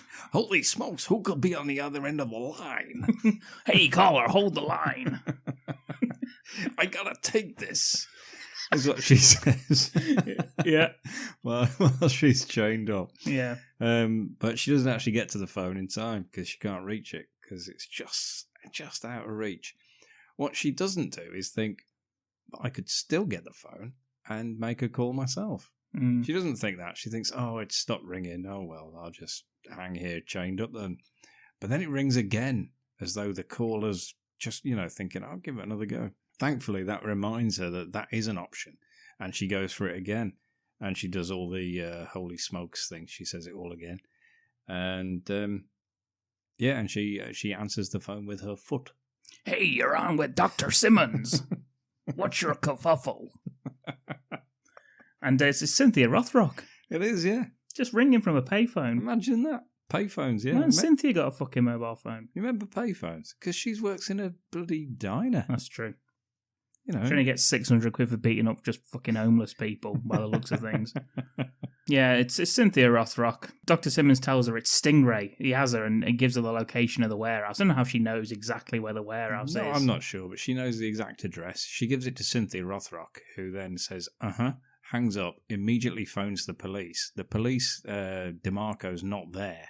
Don't know where he is, probably driving around looking for Cynthia Rothrock, to be honest. To be honest with you, I actually, my thought is that while she was en route, he met her halfway. Just randomly bumped into her. Yeah, so she phones up, leaves a message that's an incredibly quick message with the entire location and address of this place, which she remembered from just being told it a second before. She then says it twice, hangs up immediately as well. She hasn't checked whether they've got that message, whether they've written it down. Doesn't matter. Of course they have. Moving on. Yeah, cut to Stingray showing up whilst Rothrock's... She's already there. She's got there. She must have been just on the payphone around the corner. Yeah, she's untying the chains. We see Stingray goes inside. He starts speaking to her and he's like, hey, what though? How did you... Because she's facing the other way. Yeah. And it turns out it's Cynthia Rothrock. Yes. Back kick. Big fight. 2 women versus Stingray. That's the odds he likes. Yeah, we got hook sword versus samurai sword at one point. Yeah. It's pretty cool. We bring weapons into this as well. It's actually really good. You got he swings on a chain. Yep, swinging a chain, swinging on a chain with a sword and everything. She's there. It's a good job they've got a hook sword actually. With that being her speciality. Yeah. that was an incredible piece of luck. DeMarco, he turns up to break up the good fight scene by firing his gun. That's really annoying because it's some really, really good. He does actually, at one point, Stingray gets punched or kicked in the face and his lip starts bleeding. And he does the touch the wound, lick the blood moment, which is superb. Yeah. I love that in any film. Yeah, very very popular in martial arts films, isn't it? It's very Bruce Lee, isn't it? Yeah. But yeah, he does that. Then Christy takes off her jacket, which again is awfully well received in this house. So some epic music. They get lots of slow-mo. They get brilliant stuff. You get like the polystyrene packaging in the air. That's brilliant. Yeah. Yeah, he's like just slashes some polystyrene little balls, throws it in the air, and whilst that's just falling back to the ground, they stand still and look at each other. Beautiful. Yeah. With epic music swelling around the whole thing. They've both got swords and they're just looking at each other whilst they're surrounded by some sort of like packaging. Yeah. Yeah, and then Nick DeMarco turns up and fucking ruins the whole thing by shooting wildly into the sky. He starts firing, he's gone wildly into the air. See birds just flying, falling down, being shot.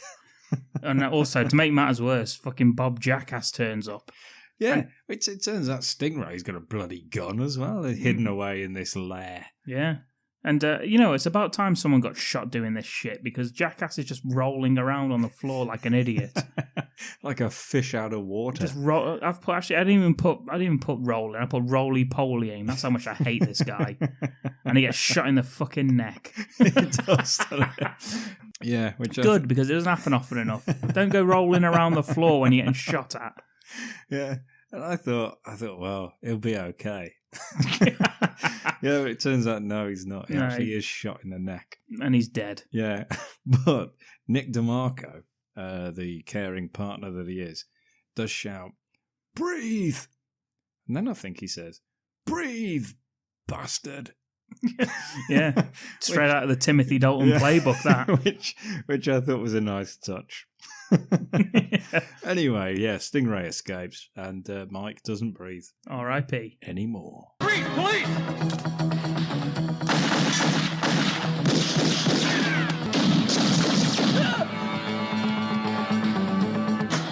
Nick! Mike! Mike, hang in there, buddy. Come on, hang in there. Breathe. Breathe, Mike. Damn it, breathe! Breathe. Breathe! Breathe, bastard. Dr. Simmons, she's in hospital. Yeah. She's been saved. She gets visited by Rothrock and DeMarco. Rothrock's got her arm in a sling. Christy. Yeah, that sounds like a saying. Is that a saying? Chicken soup in one hand, arm in a sling in the other hand. Not sure why she's brought chicken soup. And she's brought in a massive cooler.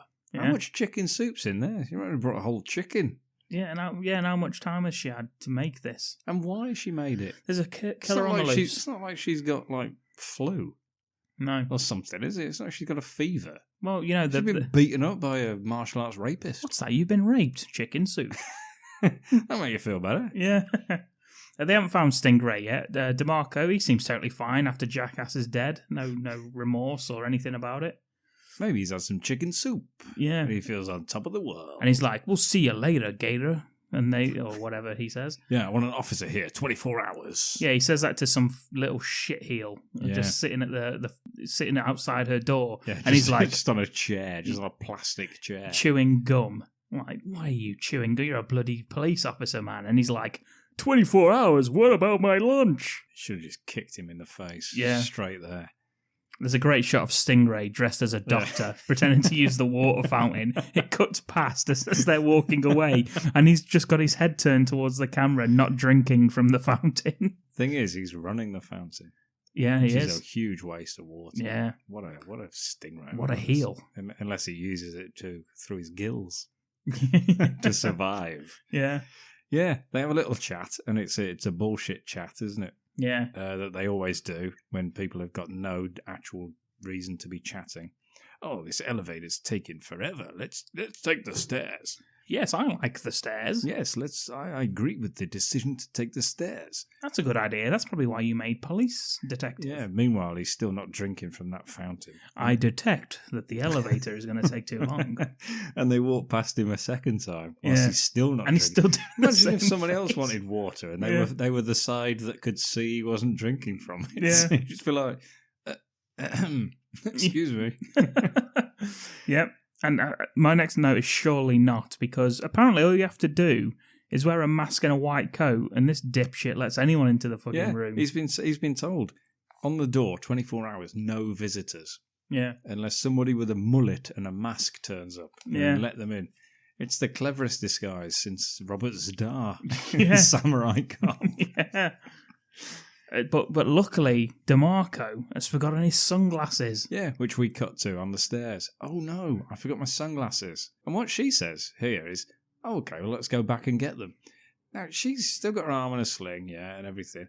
If you were already on the stairs, you'd be like, all right, I'll just wait in the car then and carry on. Yeah. But no, they both decide, let's turn around then and walk back up the stairs for your clumsy bastard forgetting of your sunglasses. But he did. Anyway, he left his sunglasses. That's the device to get the cops back. And it's a good job they did go back, as it happens. Because the cop's gone off the door. We see 2 people leave the room. No suspicion whatsoever on that. They walk in. The cop's dead on the floor, blood from his neck. The sunglasses are still there, though. Sunglasses are on the bed by the pillow. Yeah, why is that? Why are they there? I think it's just to show us that the sunglasses was real. And they've not just gone back because they had a hunch or something. He really did leave his sunglasses. But how could he have left them there? Exactly. No. What the hell was he doing? Going in for a smooch? He's a ladies' man, DeMarco. Yeah. Stingray, he's leading Simmons out as they arrive back. Yeah.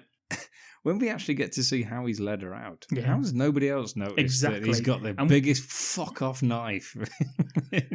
Like, it's enormous. It's a huge curved knife with knuckle spikes on it as well. It's got the finger guard spikes, hasn't it? Yeah. It just looks fucking ridiculous. Yeah, and nobody's noticed. And she's not said anything. Like something out of fucking Lord of the Rings, that thing is. It's like a big old Mad Max thing, isn't it? Yeah, Mad Max, yeah. Yeah, but still, he's got away with it. He's escaped to wherever the hell they are now. I don't know, but they do notice him leaving. They notice the mullet. The thing is, like, he went round the corner 3 minutes ago, but the mullet's only just gone round the corner. Like a bridal gown train.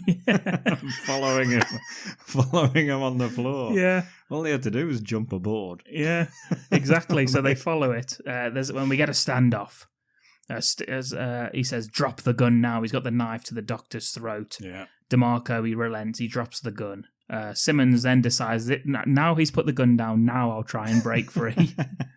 So she does. She gets free. DeMarco attacks Stingray and the girls leave, obviously. Yeah, the gun gets kicked into the linen area, which is no way big enough for a whole hospital. No. I thought that when I saw it. I thought, this whole downstairs bit, they've gone to the downstairs area. We should set the scene. It's like it's the washing area, isn't it? Kind of, yeah. It's like a boiler room. But it looks like no washing area of a hospital you'll ever see. It's got hooks and pulleys and chains. You know, like the end of Terminator 2, the smelting place. It looks like that.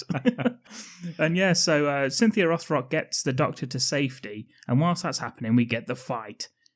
We get, there's a few slashes, a few cuts with the big knife. Yeah, they're eventually shirtless. I think both of Nick's arms get slashed. During this fight, he gets one arm slashed. Oh, he didn't like that. He gets the other arm slashed. Didn't like that either. At this point, Stingray licks the knife of someone else's blood. Cuts his tongue. Yeah, thinks, bleeds to death. Shit. Yeah, he's like, oh, you bastard. Yeah, he gets a couple of punches to the face. Then the shirt ripper. Shirt ripper. Yeah, that's what he says. Shirt ripper. He rips Stingray's shirt, which angers him so much he just removes his shirt totally. Mm-hmm. Nick then remembers that both of his arms have been cut, removes his shirt as well. Then they have a bit of a flex off. Which lasts through the whole fight. Yeah, where they just stand there going... And this is the info that I mentioned earlier. Yes. Which Dom's got for you now. Yeah, John Miller and Don Niam, they did considerable bodybuilding to prepare for the roles. And I think this was on YouTube. This is like one of the real popular bad movie... like Hard Ticket to Hawaii, the Frisbee scene is it's got millions of views. This fight scene is the same from this film. And it's because... The showdown, a part of it's attributed to the fact that both performers were flexing in every shot. They just stood there really, really tense, tensing every muscle in their body. So their movements are so stiff, and even without reading the trivia of that bit, I was watching the film why are they? Why is the fight like this now? Yeah, they're just like... It's like they weren't like this in previous fights, but now they are. I think it's because I don't know, maybe they're pitching each other against each other and they're thinking, I better look better than him. Exactly, that's what I was thinking, yeah. They're wearing the same trousers. Well, they're wearing replica trousers. Surely they're not wearing the same pair of trousers. How the fuck would that fight work? Very, very close combat. Sorry, yes, you're right. They're wearing replica trousers, except DeMarco's obviously got his police badge.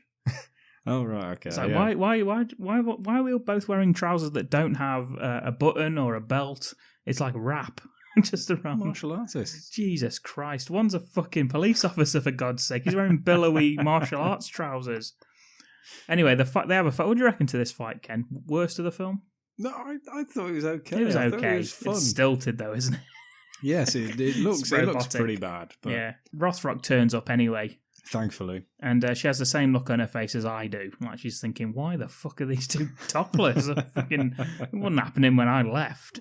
When Cynthia Rothrock enters the fight, how better to do it than with a towel?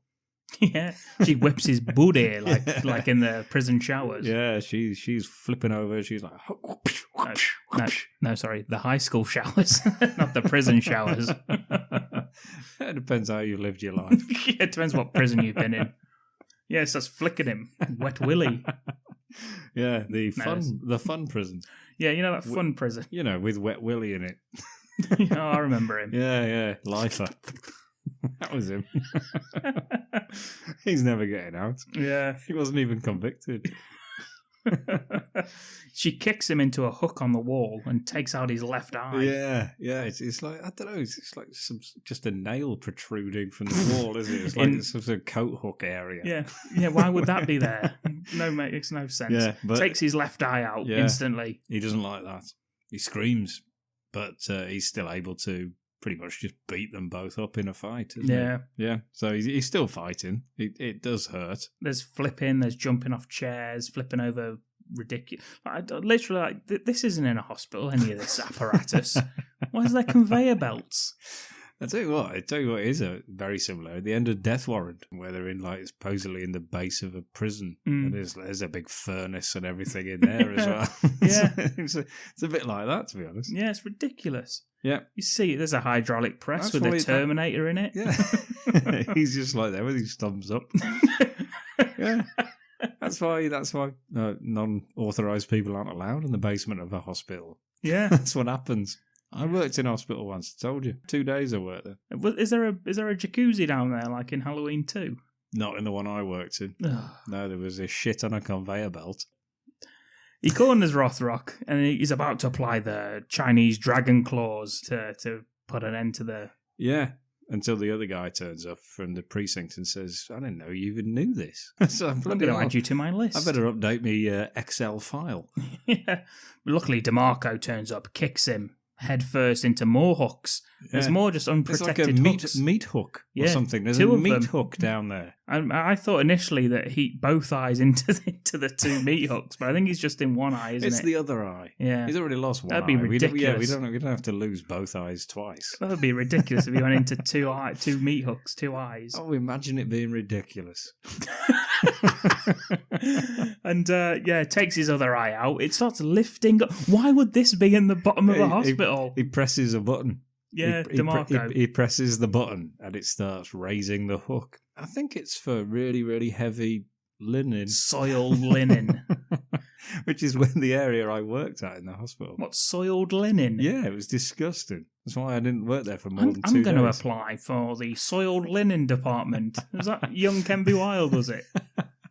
Yeah, it was which department do you wish to work for? Soiled linen. I've always felt a real calling for the soiled linen. I had an affinity for it. Anyway, he hits the button, lifts him off the floor. You see him just get carted away for some reason. I don't know just what the fuck that's for. Lifted up by his eye socket. Yeah, and then he dies as he gets drifted away. I think it's just en route. Yeah, Rothrock, the classic. See, now this film, right, has not been one for quips. No. It's not been one for one-liners.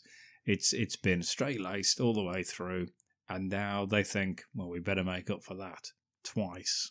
Rothrock says, keep an eye out for you, Stingray. Yeah, and then he ruins that shit, because that is shit, but then he ruins it by saying, yeah, see ya. Yeah, and then we just get to see his dead body hanging from a hook from his face. Yeah, and then he hugs Rothrock, which couldn't have been nice. He's a sweaty, bleeding mess, isn't he, at this point? I don't know. Not from his point of view. I'd have hugged her if she was a sweaty, from her point mess. of view. Oh, yeah, and he's got a hairy chest. Yeah, and he's probably got, like, human feces on him. Probably. Probably. I can't imagine why he wouldn't. Exactly. It's more likely than not, isn't it, with him? I worry about that every time I go for a hug. And that's the actor, not the character. Anyway, abrupt cut. We're to Karen's ground. This is abrupt. We talk about abrupt cuts in films. Yeah, that's the end of that shit.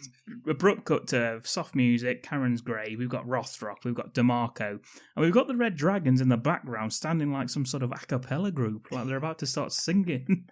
Like It'd be nice if they did. A Little Shop of Horrors. Yeah. Rothrock, she's speaking to Karen. She says, well, we got him. He won't be hurting anybody anymore, but I guess you know that. Yeah, she's like, no, I'm dead. Yeah, how would I know that? I'm dead. DeMarco sees this as the perfect opportunity to ask her to quit the Red Dragons, who are all standing right next to her. Yeah, we're just like, what? Yeah. But we're shit. We're shit without her. She was everything. Yeah, she fights. We just stand there and do shit one line. This guy doesn't even speak. That's a lot of nuts. See? See, that's why he doesn't speak. Rothrock, she shushes him. Not with a finger to the lips, which would have been nice. Yeah, but not the lips, just like randomly on the face. Yeah. And then she hands over a fighting glove, spiked bracelets, and chain off her leather jacket. It takes quite a while, to be honest, to take all that off. And she puts it on the grave of Karen for some reason. Yeah, which would signify that she was gang affiliated. Yeah, which she wasn't. No. And she says, I'm not going to be needing these anymore. Bye. See you, Karen. She hugs DeMarco and the Red Dragons. They act like children. They're like, ooh. It's like, oh, fuck off. And then the guy that doesn't speak says, hey, Christy, you think we should apply to college? She says, no, fuck off. No. And the other one's like, hey, I told you, man, her IQ's too high. And See? It's like, same joke. Yeah, it's like, well, she's crying because her sister's dead, but, you know, whatever. She turns around laughing because the Red Dragons are laughing. And she's like, hey, I told you, I already enrolled you in college. You start Monday. Yeah, Monday. We don't even know what day this is, but she's enrolled them into college and they start on Monday. So it's got to be less than a week. What's the college that they're going to be doing? Don't know. Gangs? Advanced shit. Advanced gang banging. That was an intelligent comeback, Ken, wasn't it? Advanced shit. Did you like that? You certainly looked up the manifesto of the college, haven't you? Yeah, I've really stuck it to the Red Dragons there, haven't I? You better be careful they don't hear about this. And then they say, hey, what about you? And she's like, not me. And then DeMarco says, yes, you. I enrolled you too. Like, what the fuck? Why would you do that? Yeah, and she just goes, as fate would have it, I enrolled DeMarco. I enrolled you. Oh, you son of a bitch. Who else but Kenneth? Hey, Christy, you think we should really apply to college? I told you, man. Our IQs are too high. Go ahead and laugh. I enrolled you guys. You all start Monday. What about you? Not me. Yeah, it's you. I enrolled you too. All right. Yeah!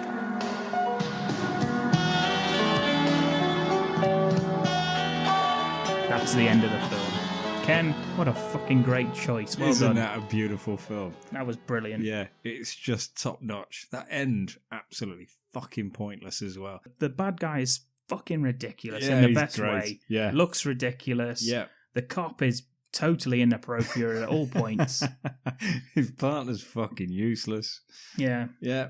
Rothrock's a badass, but no one else is. Yeah. No, one guy can't even speak, and he's given lines. The deaths are all totally implausible. The cops turn up when they shouldn't. The bad guy turns up when he shouldn't. The only thing plausible about it is that it ended. Yeah. We never do find out what happened to Dr. Simmons. Actually, I can answer that. DeMarco enrolled her in college. They're all going back to college. She's like, but I teach here. She's like, you do now. Coming. High five. Coming summer 2022. Undefeatable. The college years. It's alive! It's alive! It's alive! Okay, so this week it's my turn to do the film pitch. Oh, good. So I was kind of taken by the detective story of Undefeatable, you know. So it's going to be about two detectives, both female, both kick-ass. Mm-hmm. I like it. Hunting down a crazed serial killer. Has he got martial arts skills? He does have martial arts skills. God damn it. He's also a vile rapist. Oh, no. Okay, well, I suppose he's got to be stopped. It's called Unrapeable. Okay. Maybe we could call it Unmarketable. So I'm not sure we'll get many studios interested in that. Okay, good point, Ken. Well made. Unpenetrable. Oh, there you go. Unpenetrable. Maybe the tagline is, when these two women come together, they are unpenetrable. Really? What do you reckon? All right, well, we'll skip all past this then. Who are these ladies, please? Or do we call them women? Because they're like tough, hard-boiled. No, I don't want to, give them sort of flowery ladies name. Yeah, let's call them blokes then. Who's these two geezers? One wears a beret. Nice. And a bomber jacket with a tiger on the back. I do like that, yeah. Who have we got then? Who have we got for these two? We've got Gruesome Karen. Is that Detective Gruesome Karen? Well, Gruesome is her, like... Oh, right, it's Monica. Yeah. Gruesome Karen Meat. That's her name. Who's the beret tiger bomber jacket? Her name's Mary Cucumber. Okay. Who have we got playing these devastating women of action? Gruesome Karen Meat is played by Ronda Rousey. Nice. And then Mary Cucumber is played by that one that everyone cancelled, but is... Gina Carano. The one that Gina Carano. Can we have her if she's cancelled? I don't know. I assume she's not really cancelled in real life, as in dead. We'll go with her then. Let's bring her back. Yeah. Let's cancel the cancel generation. How about that for a twist? Yeah. So these two are cops, yeah? Yeah. Right, okay. What's their dynamic? How do they work together? They get on? So Gruesome Karen is a sort of bar brawling, likes a drink, rides a bike, leather jacket. Is it a motorbike or is it a little push bike with a basket on the front? It's a motorbike with a basket on the front. For groceries and such. Yeah. For all of her gruesome accoutrements. That's what she says. Is it? That's how she speaks? Yep. She's got a tattoo. Yep. On her bicep. Of? Meat. A steak. Just a slab of meat. Yeah. Nice. That comes into play later. Ah, interesting. Okay, so then we've also got the police chief. Yep. Carl Weathers. Excellent. What's his name? Carl Weathers. Police Chief Carl Weathers. Nice. Sheriff at law. Yeah, okay. Carl Weathers. I don't know why I'm writing him down, but I am. You've also got the two bloke cops. You've always got to have that dynamic of the other two cops that just don't like them. They don't get on with them. Are these sexist, homophobic, racist cops? Aren't all cops?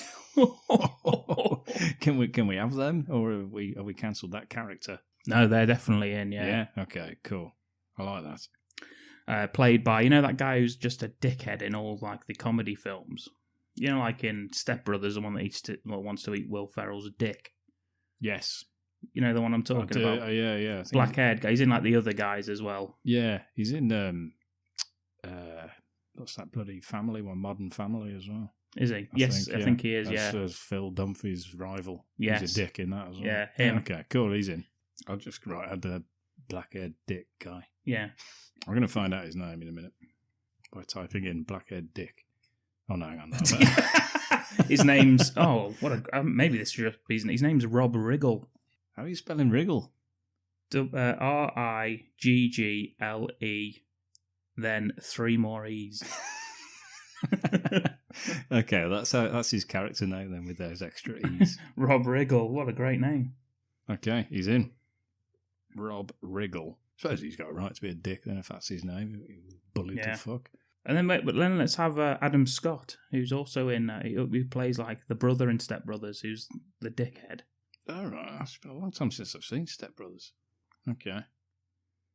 Or do you want someone else for that role? No, it's fine. It's fine as long as people know who he is. I think he was in... Where are we? He was in Krampus. Yes, he was. And he was in Parks and Rec, I think. Okay, yeah.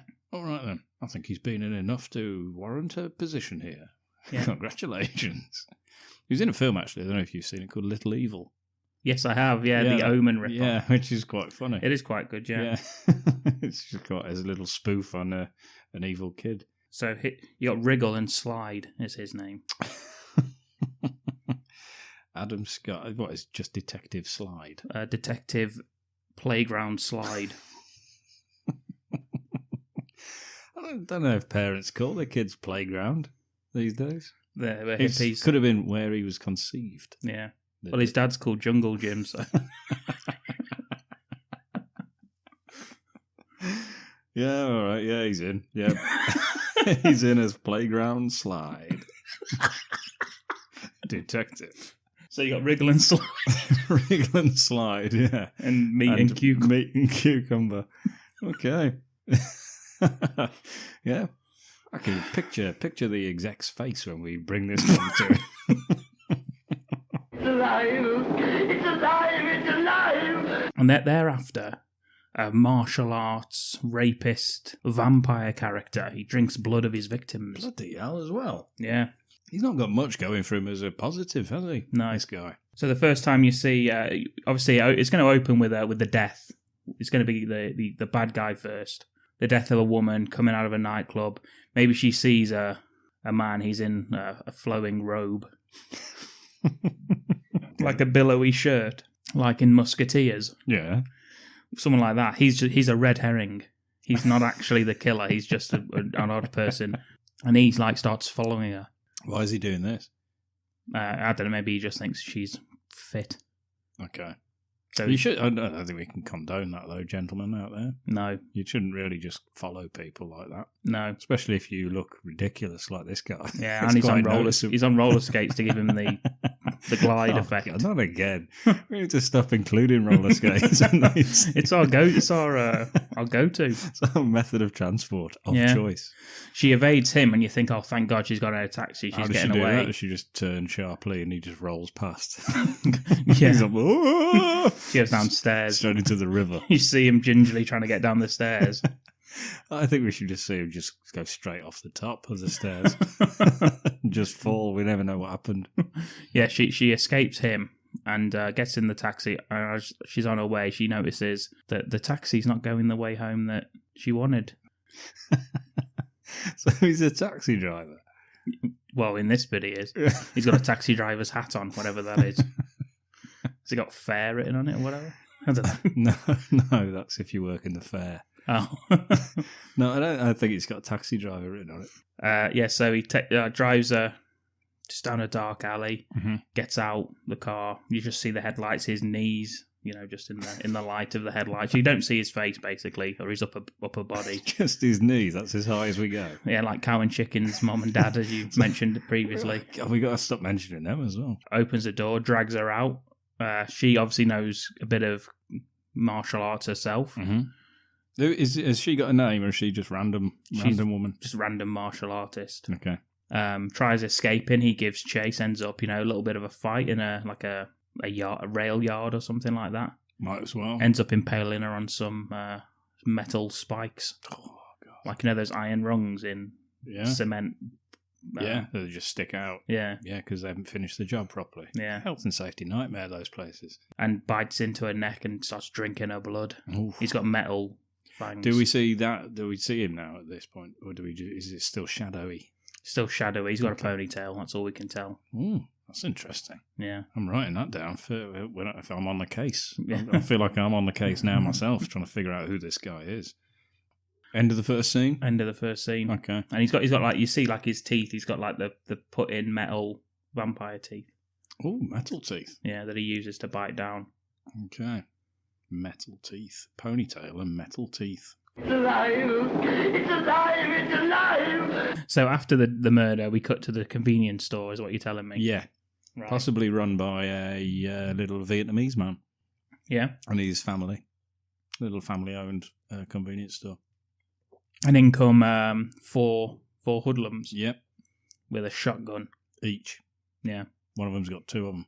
Yeah, so you got four going in, they're robbing the place, and then you got Ronda and Gina are going to take them down. Yeah. It's like sneaking down the aisles towards them and stuff. No. They just walk straight towards them and beat the shit out of all four of them. Nice. Because they underestimate them because they're women. That's the classic thing, isn't it? Or they could surround them, and just as they're all about to shoot these two women, they just like do the splits, and they shoot each other, or the other people just shoot each other. Nice little action set piece there, Ken. Well done. Seems plausible.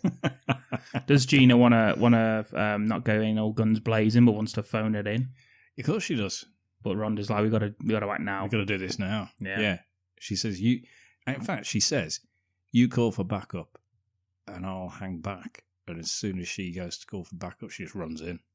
And she's like, son of a bitch. She runs in after her. Yeah. Because, there's the book, but there's also partner. Partner book. Exactly. Yeah. Which is a different book. It's in the car, so she hasn't got that with her. Is the Vietnamese people, are they okay? Or They're great, yeah. Have they been shot dead? They're totally fine. Oh, thank goodness. They've got to be successful in that. They can't just attack the people and they kill the Vietnamese family. That would prove them to be totally incompetent. Okay, yeah. We cut back to the station. They're bringing in the perps, and this is when we meet. They were all shot dead.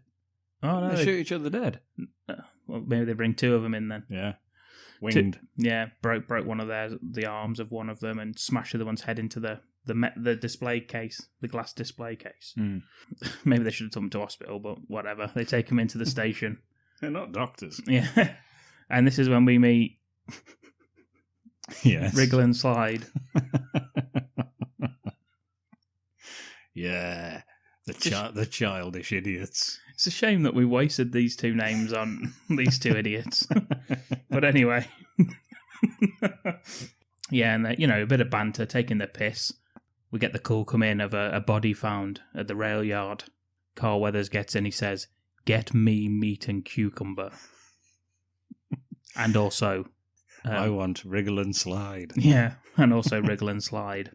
He says, I want Riggle and Slide as the main detectives on this, and I want you two as their seconds, Oh, bloody hell. He's called that one, hasn't he? Mm. Oh, let's hope he's done that right.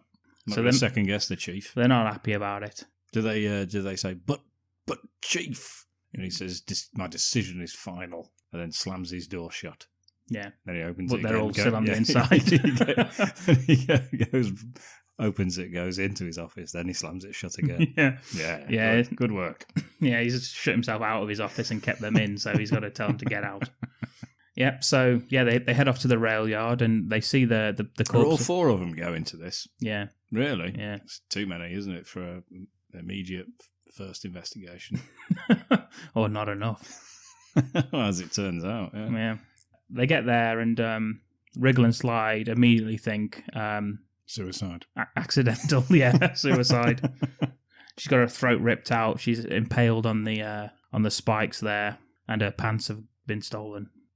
Suicide is what Playground Slide thinks. It could be, yeah. It could be death by misadventure. Says, what these kids are into nowadays? They're all doing, they're fans of David Carradine, and then... Which kid isn't? Yeah, they're all into the dangerous masturbation.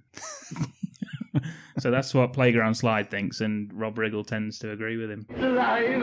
It's alive! It's alive! Another death, another woman killed in her home this time by a pizza delivery man. When do we get to see this guy? Now. Is his real job a pizza delivery guy? No. The pizza man turns up. She's ordered large extra sausage. Don't they all? Takes the money and leaves, shuts the door behind her, and then another knock at the door. Looks through the key. She looks through the peephole first and sees the little lad delivering pizza, and goes back and says, I forgot to give you your change. Well, his hat's down. Oh, yes.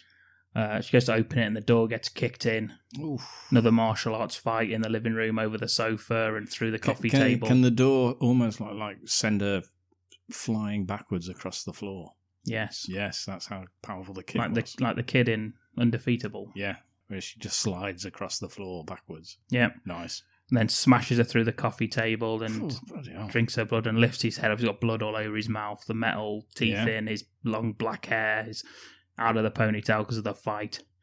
And it's Marilyn Manson. Oh, Jesus Christ. We finally got him. Not sure after his recent allegations he'd be prepared to play a vampire rapist, but we'll give it a go. Hey, we've given Gina Carano a go. We're going to get Marilyn Manson back in and just say, look, never mind any of that. This will make them think different. And you get a few killings. You see that they start getting leads, and Carl Weathers doesn't like how Riggle and Slider running the case. How are they running it? Just think they're suicides. All of them. Yeah. Comes in. I think this woman's kicked her own front door in. Yeah. And then smashed herself through a coffee table. It's alive! It's alive! It's alive! Anything you'd like to add? I think we need more meat. And more cucumber. What else would you... Maybe a barroom brawl of some kind? Yeah, okay. Riggle and Slide, they undermine meat and cucumber. And Carl Weathers is unhappy about what he perceives meat and cucumber have now done. So he kicks them off the case. My God. Exactly. So he kicks them off the case and says, look, stop getting in their way. Riggle and Slide are leads here. So they're off the case, and they're not happy because they think they know exactly what's going on. They think it's a necrophiliac martial arts vampire. Yeah. But Riggle and Slide think suicide all day long. I mean, Carl Weathers has really got to take a good hard look at the cops he's assembled here, hasn't he? And he thinks these can't work together. These broads are off the case. Then they go to a bar. And it's the biker bar from like Terminator 2, that kind of setup, is it? It's where meat. Well, yeah, I was going to go for Pee-wee's Big Adventure, but yeah, I think it's the same bar. Yeah, it's the same bar, yeah. The Blue Oyster from Police Academy. And are they playing pool, these bikers, and they nod over to... Maybe Meat goes to have a shit or something. She goes to urinate, but does fart. And Mary's left alone at the bar, and the bikers are like... Exactly. Hey, the old point. Hey, who's this dame? Like, hey, Mud Flaps, have a look. One of them's called Mud Flaps. Oh, right, okay, yeah. Hey, have a look at that hoochie coochie mama over at the bar.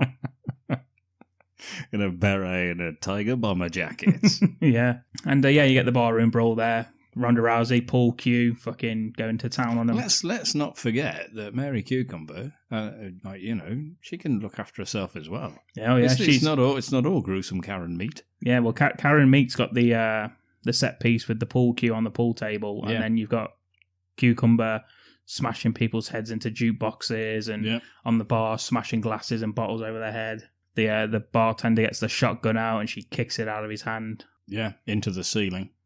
Yeah. It fires into the ceiling. Right. She doesn't kick the shotgun, it just wedges in the ceiling. So, whoops. Yeah. So there's the other set piece for them, a nice little set piece for them. Yeah, they just kill. Oh no, they can't kill. They're cops, aren't they? So they just beat up everybody in the bar.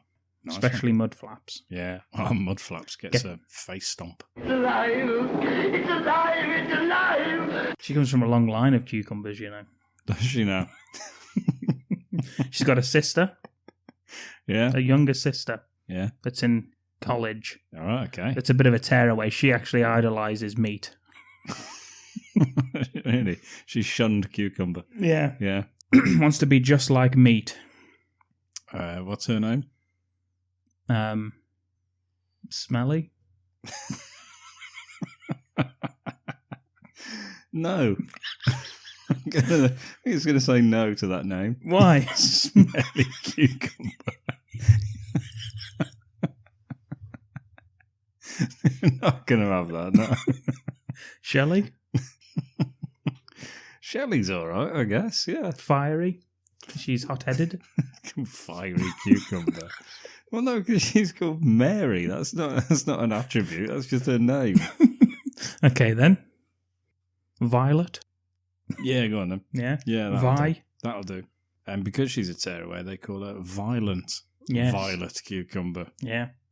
Exactly, because you got Gruesome Karen Meat. Now she wants a name like that, so she's Violent Violet Cucumber. Yeah, but she has to live up to it, so that's why she's the tearaway. Yeah.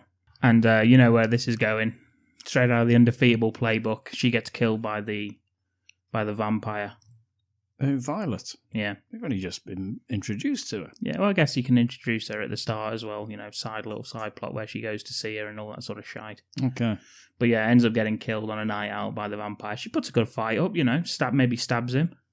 Blood at the scene, Oh, right, okay. Maybe get some of his hair. Okay. And a photograph of him. And some Address. clothing. His wallet. His teeth. He just stays there, to be honest. She just traps him. You like that? You like the death? The vengeful plot? Yeah. Yes, I do, yeah. Is it personal that he's killed her? Or is it just purely by chance? Purely by chance. Son of a bitch. And it's only then that Carl Weathers accepts that he was wrong. Oh. In the face of hard, stone-cold facts and evidence. And the death of one of his officer's sisters. It's now that he recognises that, how could I have been so blind? Is that what he says? He says to them, when he gets them in the office, he said he's looking out the window. Mm-hmm. And he says, it's through my error of judgment that we lost a good cucumber today. I imagine that's been very moving, this moment. This is his Oscar speech. Nothing I can say can ever bring... What's her name? Violet. He doesn't say that. Kind of loses the sincerity if he forgets her name. This is Oscar, remember? Oscars. Nothing I can say can ever bring back Violet's cucumber. It's just how we move forward and bring this son of a bitch to justice. You're still off the case, and it's Riggle and slides. 100%. You're too close to the case now. We can't have you on it. And it's Riggle and slide's case. You just stay home and support your mother. Do you know what her name is? No, I don't know. Me neither. Oh, right. It was just a question. Okay, sorry. I thought you were leading somewhere. Sandy. Sandy Cucumber. Yeah. Done. Played by Crampton. Yeah. Yeah, Barbara Crampton. Barbara Crampton's playing Sandy Cucumber. She's back. Last seen in maybe Blood Thunder. Oh, she's been back since then, surely. Yeah, we get a scene of her reconciling with her mum. She hasn't spoken to her mum in a decade. Oh dear, that's not nice, is it? No, but she does reconcile after the death of the sister. And Meat goes off on her own for a bit of reconnaissance whilst Cucumber's seeing to her mum. Mm-hmm. And maybe gets a suspect at a nightclub, thinks that, all these girls last seen at nightclubs. Yeah. So, got undercover in a nightclub, having a little look around, thinks she spots someone. It's that guy again, the one on the skates. Oh yeah, the one on the early. Yeah. Yeah, the red herring. Yeah, so she tails him, gets him up against the car and asks, and then whilst that's happening, there's been another murder that gets found at the nightclub. Oh, actually in the nightclub this time. Oh, inside? In the disabled toilets. Oh, no. Say it ain't so. Yeah, it's a disabled woman. Yeah, she's dead in the disabled toilets. Okay, so we've got a disabled victim. And she sees someone fleeing the scene, gives chase, like one of those chases through the rooftops, jumping over buildings, and not over buildings, jumping across buildings. Across buildings, yeah. All that sort of stuff. And he gets away, maybe he hits her with something. The wheelchair? No, the wheelchair's still in the toilets. Okay. So we know he's not disabled. That's one clue. He's tall, pale, black hair, looks like Marilyn Manson. Yeah, what's that? She's written that in blood on the wall. Yeah, just put MM just on the wall in blood. Oh, yeah. Yeah, gets away, but she does get a look at him. Yeah. And through, the database and stuff, they find out that this is... And YouTube, MTV and stuff. Yeah. She thinks, hang on a minute. She finds out that this is the vampire they're looking for. Thank goodness it's not another one. Yeah. That would have been a pain, wouldn't it? I thought it might have been, but it wasn't. Copycat vampire. Yeah. His name is Lestat. Just that, yeah? He needs a last name. Lestat. Night Hawk.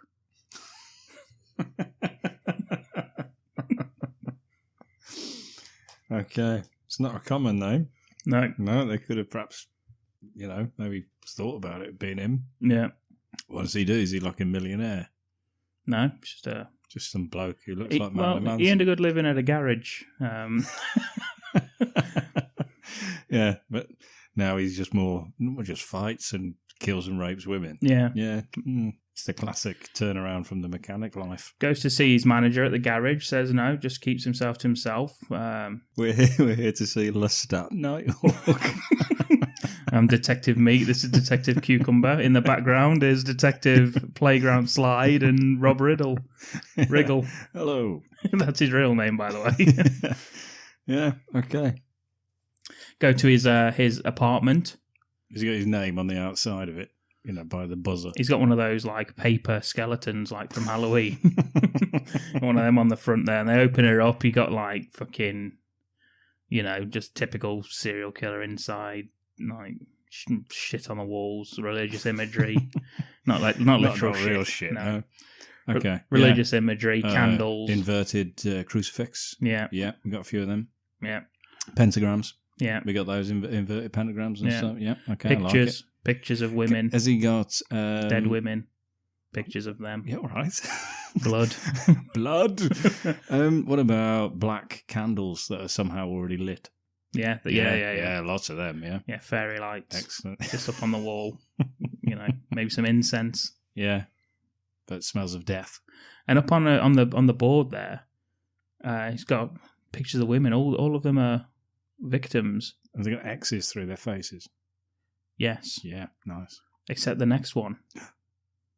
So they got to find this woman because she's going to be the next victim. Oh, man. They got to find her. It's a race against time. It's alive! It's alive! It's alive! So we need to find out how's the final showdown happening. I don't know, but it's got to be on a rooftop, surely. Yeah, hasn't it? Maybe a chase through an abandoned building up onto the roof. Maybe he's stalking the woman. You have a bit of a chase scene, and they go after them. You've also got Riggle and Slide. They're undercover as well with them. And Meat sees them, notifies Cucumber, and they give chase again through an abandoned office building or something.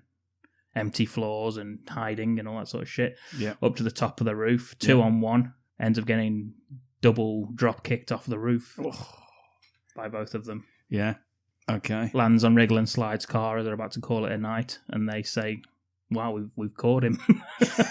He's like, "Freeze!" Riggle's like, "Freeze, asshole!" And he's just prone on top of the car. Yeah, the roof caved in on it. Okay, yeah, and they take full credit for the son of a bitch. Yeah, they rule it as suicide. Obviously, they're that's Riggle and Slide. So he jumped off the roof. Yeah, Meat and Cucumber face no prosecution, but Detective, Chief Carl Weathers knows. He says, well, at least you got justice for your sister.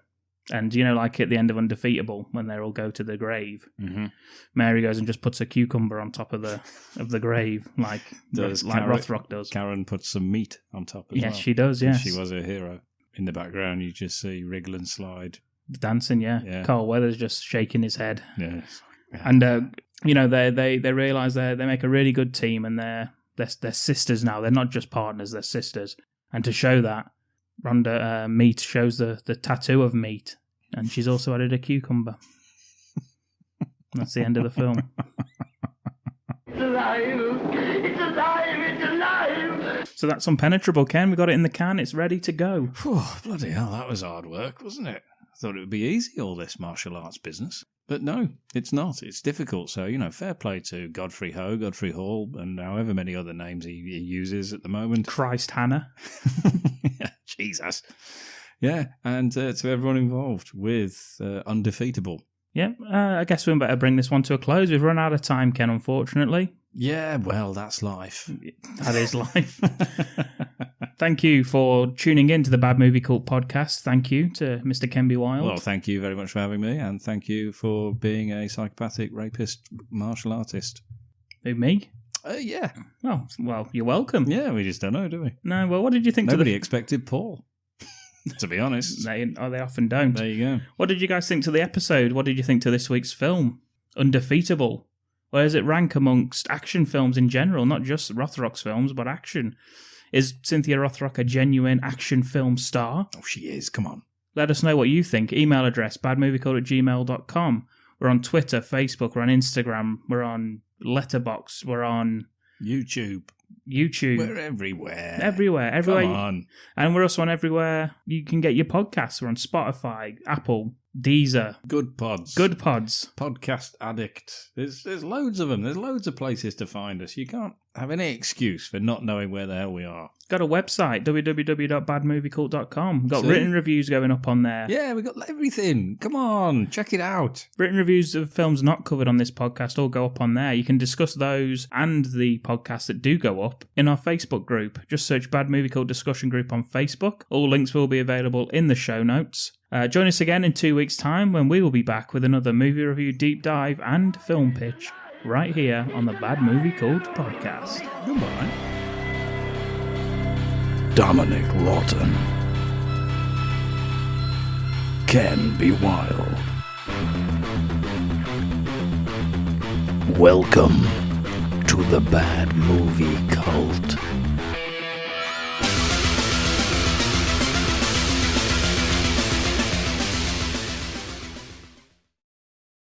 Keep an eye out for you, Stingray. Yeah. See ya.